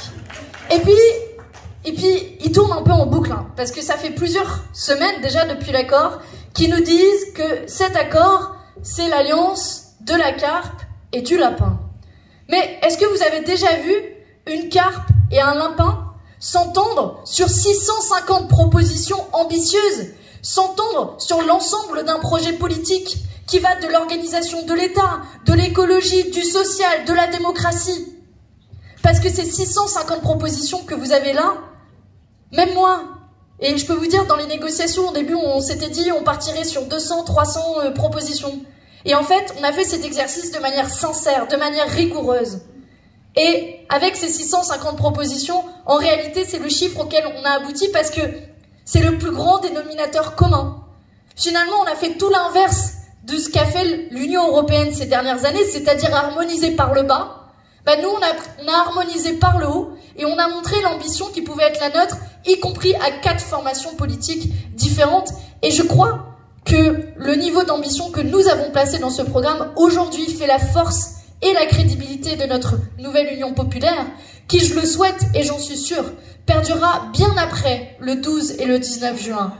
Perdurera avec nos élus, Annick et Roxane, mais perdurera aussi parce que ce que nous avons installé dans le paysage politique, c'est finalement le fait de relever la tête. Parce que qu'est-ce qui s'est passé? Au soir du premier tour, il y avait un sentiment un peu ambivalent, vous avez tous eu, je suis sûre, dans cette salle. À la fois de se dire, putain merde, on a quand même loupé de peu. Y compris ici à Beauvais. Combien? 35%? 32% pour Jean-Luc Mélenchon. La gauche a un score historique aussi, si vous ajoutez le total de la gauche. Et donc on est partagé entre ce sentiment d'espoir et ce sentiment de déception. Sauf que là, on a l'occasion de prendre notre revanche assez peu de temps après. Et de prendre notre revanche sur le fond, sur le programme. Parce que, qu'est-ce qu'il y a dans notre programme et que nous avons mis en avant ces dernières semaines? C'est, par exemple, ce que nous avons résumé dans une grande loi pour le pouvoir d'achat, face aux prix qui explosent, de bloquer les prix des produits de première nécessité, d'encadrer les écarts de salaire de 1 à 20, de faire en sorte d'augmenter à la fois le minimum vieillesse et d'augmenter le SMIC à 1 500 € net. Et tu l'as un peu dit, je crois, Eliane, et vous l'avez toutes dit avant. Et là, forcément, sortent des cris d'orfraie. On n'a pas les moyens. Hein. Vous allez ruiner la France. Tiens, c'est ce qu'a dit Bruno Le Maire ce matin encore. Vous allez ruiner la France. Pardon? Vous voulez qu'on en parle 2 secondes si on veut trouver les moyens? Bon, allez, un au pif. Puisqu'on a parlé d'évasion fiscale, c'est vrai que c'est mon dada. 60 à 81 milliards d'euros qui est perdu chaque année à cause de l'évasion fiscale. C'est l'équivalent du budget de l'éducation. Alors qu'on nous dise après qu'on n'a pas les moyens d'augmenter les profs pour attirer davantage d'enseignants dans notre milieu scolaire. Quand on pourrait doubler le budget de l'éducation de cette manière-là. Et puis, bon, faisons un peu le bilan d'Emmanuel Macron quand même. Macron, c'est quoi? Si ce n'est le président des riches. Alors oui, il y a eu des records qui ont été battus pendant ce quinquennat. Dans les records, on a le record du CAC 40, des bénéfices, avec près de 140 milliards d'euros. Record pour les actionnaires, jackpot, près de 70 milliards d'euros. Jackpot aussi pour les milliardaires. Résultat, on a 5 personnes dans notre pays. Donc c'est vous. J'arrive à compter, vous êtes 5. Alors c'est pas L5, n'allez pas leur faire les poches à la fin du meeting, mais 5 personnes détiennent autant que 28 millions de personnes dans notre pays. Est-ce que vous mesurez 28 millions de personnes qui possèdent autant que 5 personnes? Et ça s'est encore aggravé à la fin du quinquennat en pleine crise. En pleine crise, les milliardaires de notre pays ont amassé, tenez-vous bien, 236 milliards d'euros en un an. Alors là, vous allez me dire 236 milliards d'euros, t'es sympa Manon, mais moi, je ne sais pas ce que ça veut dire, 36 milliards d'euros. Je vous l'accorde, aucun d'entre nous ne gagnera jamais ça, même en plusieurs vies et même en plusieurs dizaines ou centaines de vies. 236 milliards d'euros, pour vous donner une idée, c'est 4 790 € par seconde. Par seconde. Donc comptez dans votre tête, là, 4 000 €, 4 000 €, 4 000 €, 4 000 €. Voilà aujourd'hui l'enrichissement des plus riches de notre pays. Alors, qu'ils nous disent qu'on n'a pas les moyens. Alors, on n'a pas les moyens quand on fait des cadeaux plus riches, comme l'a fait le gouvernement ces dernières années. Comme le suggèrent aussi, je sais pas, peut-être ceux qui chuchotent à l'oreille d'Emmanuel Macron et du MEDEF, qui manifestement a une oreille très attentive du côté de l'Élysée. Et, bon, je vous ai parlé de l'évasion fiscale, c'est une première piste de financement. On parlait aussi tout à l'heure du rétablissement de l'impôt de solidarité sur la fortune. Et puis, notre programme va plus loin. Notre programme, c'est une réforme, une révolution fiscale plus large. Quand on parle d'augmenter le nombre de tranches d'impôt sur le revenu, ça paraît hyper technique dit comme ça. Vous venez tous là de faire votre déclaration d'impôt. Vous tous là, que vous payez des impôts ou pas, c'est obligatoire, vous avez fait votre déclaration. Bah imaginez, vous avez rempli votre déclaration, à la fin on vous dit, vous payez rien, cadeau. Et bah pourtant c'est ce qui se passe pour un certain nombre de milliardaires. Mais en plus de cela, notre impôt tel qu'il existe aujourd'hui n'est pas juste et n'est pas proportionnel. C'est pour ça que nous proposons de passer de 5 à 14 tranches d'impôt sur le revenu. Le résultat, il est très concret. Qui gagne ici dans cette salle moins de 4 000 € par mois? Levez la main. Alors, il y en a quelques-uns qui lèvent pas la main, c'est le moment d'aller faire un don pour la campagne. Je pense qu'elles le prennent toutes les deux. Pour les autres qui ont levé la main, bah, j'ai une bonne nouvelle pour vous. C'est qu'avec notre réforme de l'impôt sur le revenu, en réalité, toutes celles et tous ceux qui gagnent moins de 4 000 € par mois, dites-le autour de vous, moins de 4 000 € par mois, c'est-à-dire 90% des Français, alors ils seront gagnants, alors ils paieront moins d'impôt sur le revenu. C'est le sens, puisqu'on parlait d'histoire, et Roxane, tu parlais d'histoire, c'est le sens de la grande révolution 1789, qui a éclaté parce que, justement, le tiers-État ne voulait plus payer la dîme à la place de la noblesse. Eh bien, le tiers-État, il peut se mobiliser dans les urnes le 12 et le 19 juin prochain et faire en sorte d'enfin faire payer cette noblesse à qui on a fait beaucoup trop de cadeaux fiscaux ces dernières années.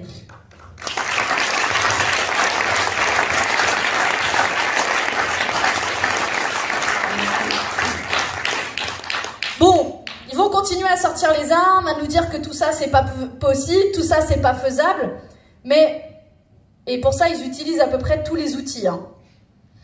Là, les derniers, je vous parle beaucoup de questions économiques parce que c'est une partie du projet sur lequel j'ai beaucoup travaillé. Là, ils ont même utilisé Terra Nova. Alors Terra Nova, désolée Corinne, mais la dernière fois que Terra Nova a donné des conseils politiques, ça n'a pas donné de forcément très bons résultats. C'était quand ils avaient conseillé au Parti Socialiste d'abandonner les classes populaires, et je pense que c'était pas le meilleur conseil qu'on pouvait donner. Et Terra Nova nous dit que tout ça c'est pas finançable, que ça va créer la panique sur les marchés financiers. Et moi je le dis, c'est les mêmes arguments qu'on sortait à l'époque à François Mitterrand en 1981. Que en réalité, nous avons aussi pensé, réfléchi comment on sort de la dépendance aux marchés financiers et comment on fait en sorte de réorganiser notre économie à partir des besoins. C'est-à-dire ce que chacune et chacun d'entre nous, ici dans cette salle, avons besoin. Nous avons besoin d'écoles, nous avons besoin d'un système de santé qui fonctionne. Voilà ce dont nous avons besoin. Et non pas de spéculation sur les marchés financiers. Alors, ils vont continuer à trembler. On va avoir ces unes. Alors, il y a déjà eu Le Point, Le Figaro, islamo-gauchiste. Alors, remarquez que un matin, on est dépeint en islamo-gauchiste. Le soir, on serait proche de l'extrême droite. Donc, à n'y plus y comprendre de quel côté on serait. Et puis, ils vont même jusqu'à faire du tripatouillage électoral pour faire en sorte que notre nouvelle Union populaire écologique et sociale n'apparaisse pas en tant que telle dans les résultats électoraux. Vous l'avez peut-être vu. Tiens, d'ailleurs, ce qui me permet de faire un petit clin d'œil à notre ami Darmanin, parce que je crois que la dernière fois qu'il y a eu une réunion politique dans cette salle, c'était Monsieur Darmanin. Et donc, la trouvaille de Monsieur Darmanin, c'était ni plus ni moins de faire en sorte que quand nos candidats se sont inscrits à la préfecture, ils ne soient pas tous catégorisés dans ce qu'on appelle la nuance politique, NUP, pour qu'au premier soir, le 12 juin, le soir du premier tour de l'élection législative, eh bien, on n'agrège pas nos résultats pour faire en sorte et tenter que la République en marche soit en tête. Parce qu'ils le voient, la dynamique, comme nous, qui se déroule sur le terrain. Que oui, il y avait une attente, une aspiration, que cette nouvelle Union populaire écologique et sociale, elle a un sens politique, que non, ce n'est pas du bidouillage électoral, et que c'est précisément ce à quoi ils sont en train de se livrer pour tenter de nous discréditer et pour tenter de nous effacer. Eh bien, nous avons porté ce cas au Conseil d'État. Il y a une audience qui aura lieu ce vendredi et comptez sur nous pour ne pas nous laisser faire et faire en sorte que cette nouvelle Union populaire écologique et sociale avec son V, que ses couleurs flottent fièrement le soir du premier tour des élections législatives et à en croire même les sondages, qu'elle l'emporte au moins dans les voix le premier soir des élections législatives pour dire que oui, un autre monde est encore possible.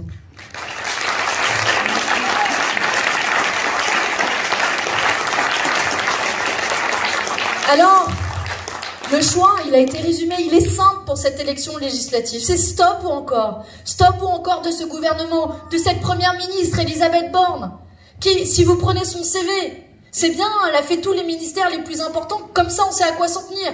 Ministre des Transports, elle privatise la SNCF. Ministre de l'Écologie, elle s'assoit sur les propositions de la Convention citoyenne pour le climat. Elle repousse de 2 ans l'interdiction du glyphosate. Elle repousse de 10 ans les objectifs en matière d'énergie renouvelable. Et puis ministre, ensuite, du Travail. Elle fait la pire réforme, la pire saignée sociale que notre quinquennat et peut-être que notre histoire récente ait connue, qu'est la réforme de l'assurance chômage.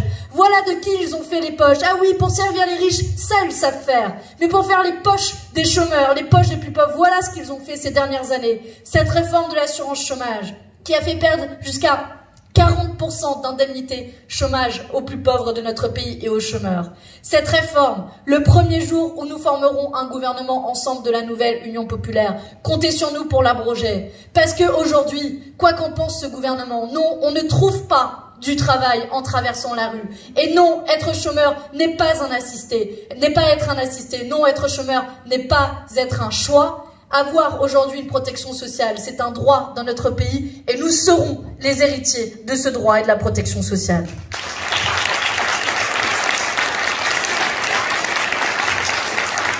Je pourrais vous parler longuement aussi du reste de ce gouvernement, de Le Maire, pour gouverner toujours plus à droite. c'est les certitudes de ce gouvernement. Je pourrais vous parler aussi de ce qu'ils ont fait de la grande cause du quinquennat, avec Monsieur Abad, qui a été nommé ministre des Solidarités, et qui n'a pas eu, mais 2 plaintes au cul, 2 plaintes pour viol. Voilà le symbole de ce qu'ils ont fait de la grande cause du quinquennat. Alors vous allez me dire, il y avait peut-être une jurisprudence avec Monsieur Darmanin, mais quand même. Mais quand même.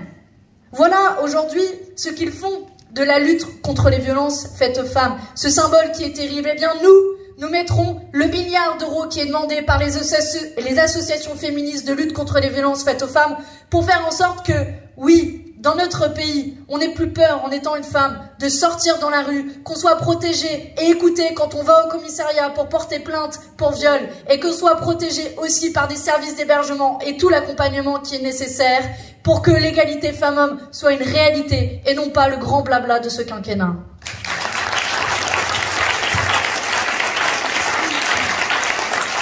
Je pourrais vous parler d'Amélie de Montchalin, la cancre du climat, qu'ils ont nommée quand même comme ministre de l'écologie, qui dans le classement est tout en bas, qui est celle qui a voté absolument contre toute potentielle avancée écologique, à commencer par l'interdiction du glyphosate.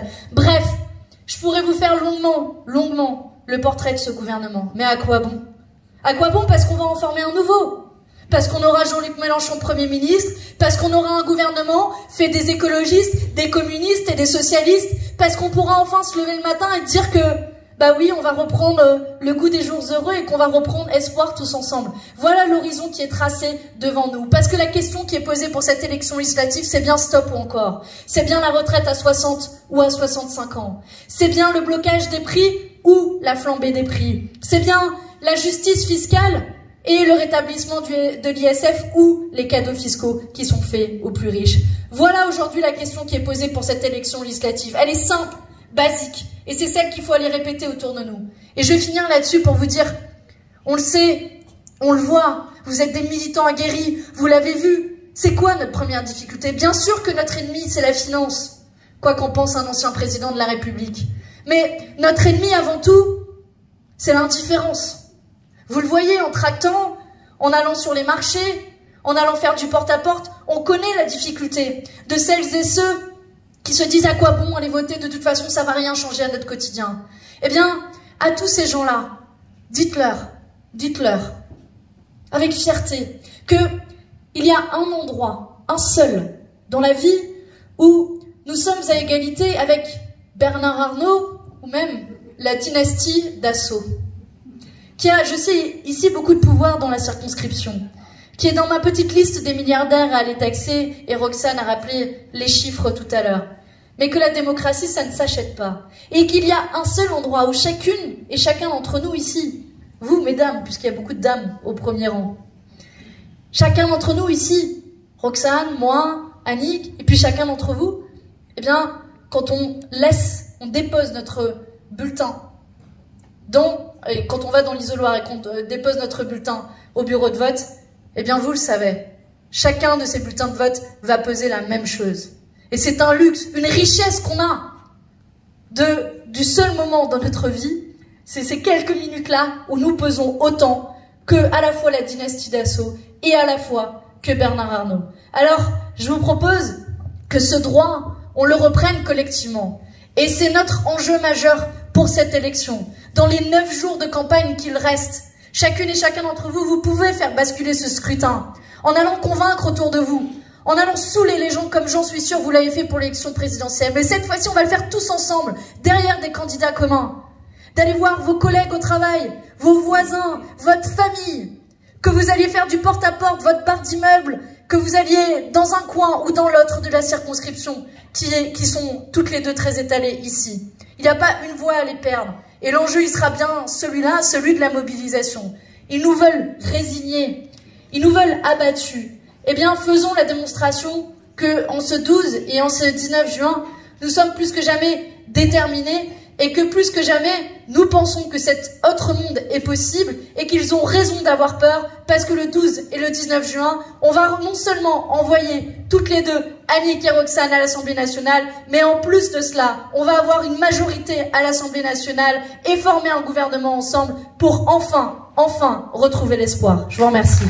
Et on compte sur vous.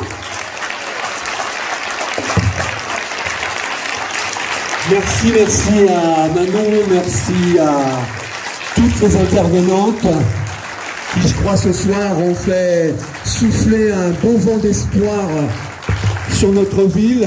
Et je vous invite, comme elles l'ont fait, à faire grandir encore ce vent d'espoir jusqu'au 12 et au 19 juin. Je vous invite à prendre le programme qui est à la dont elles ont parlé, si riche programme.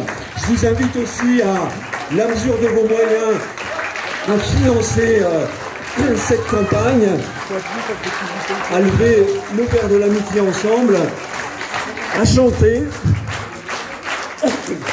Je n'ai pas la Marseillaise, je l'ai pas.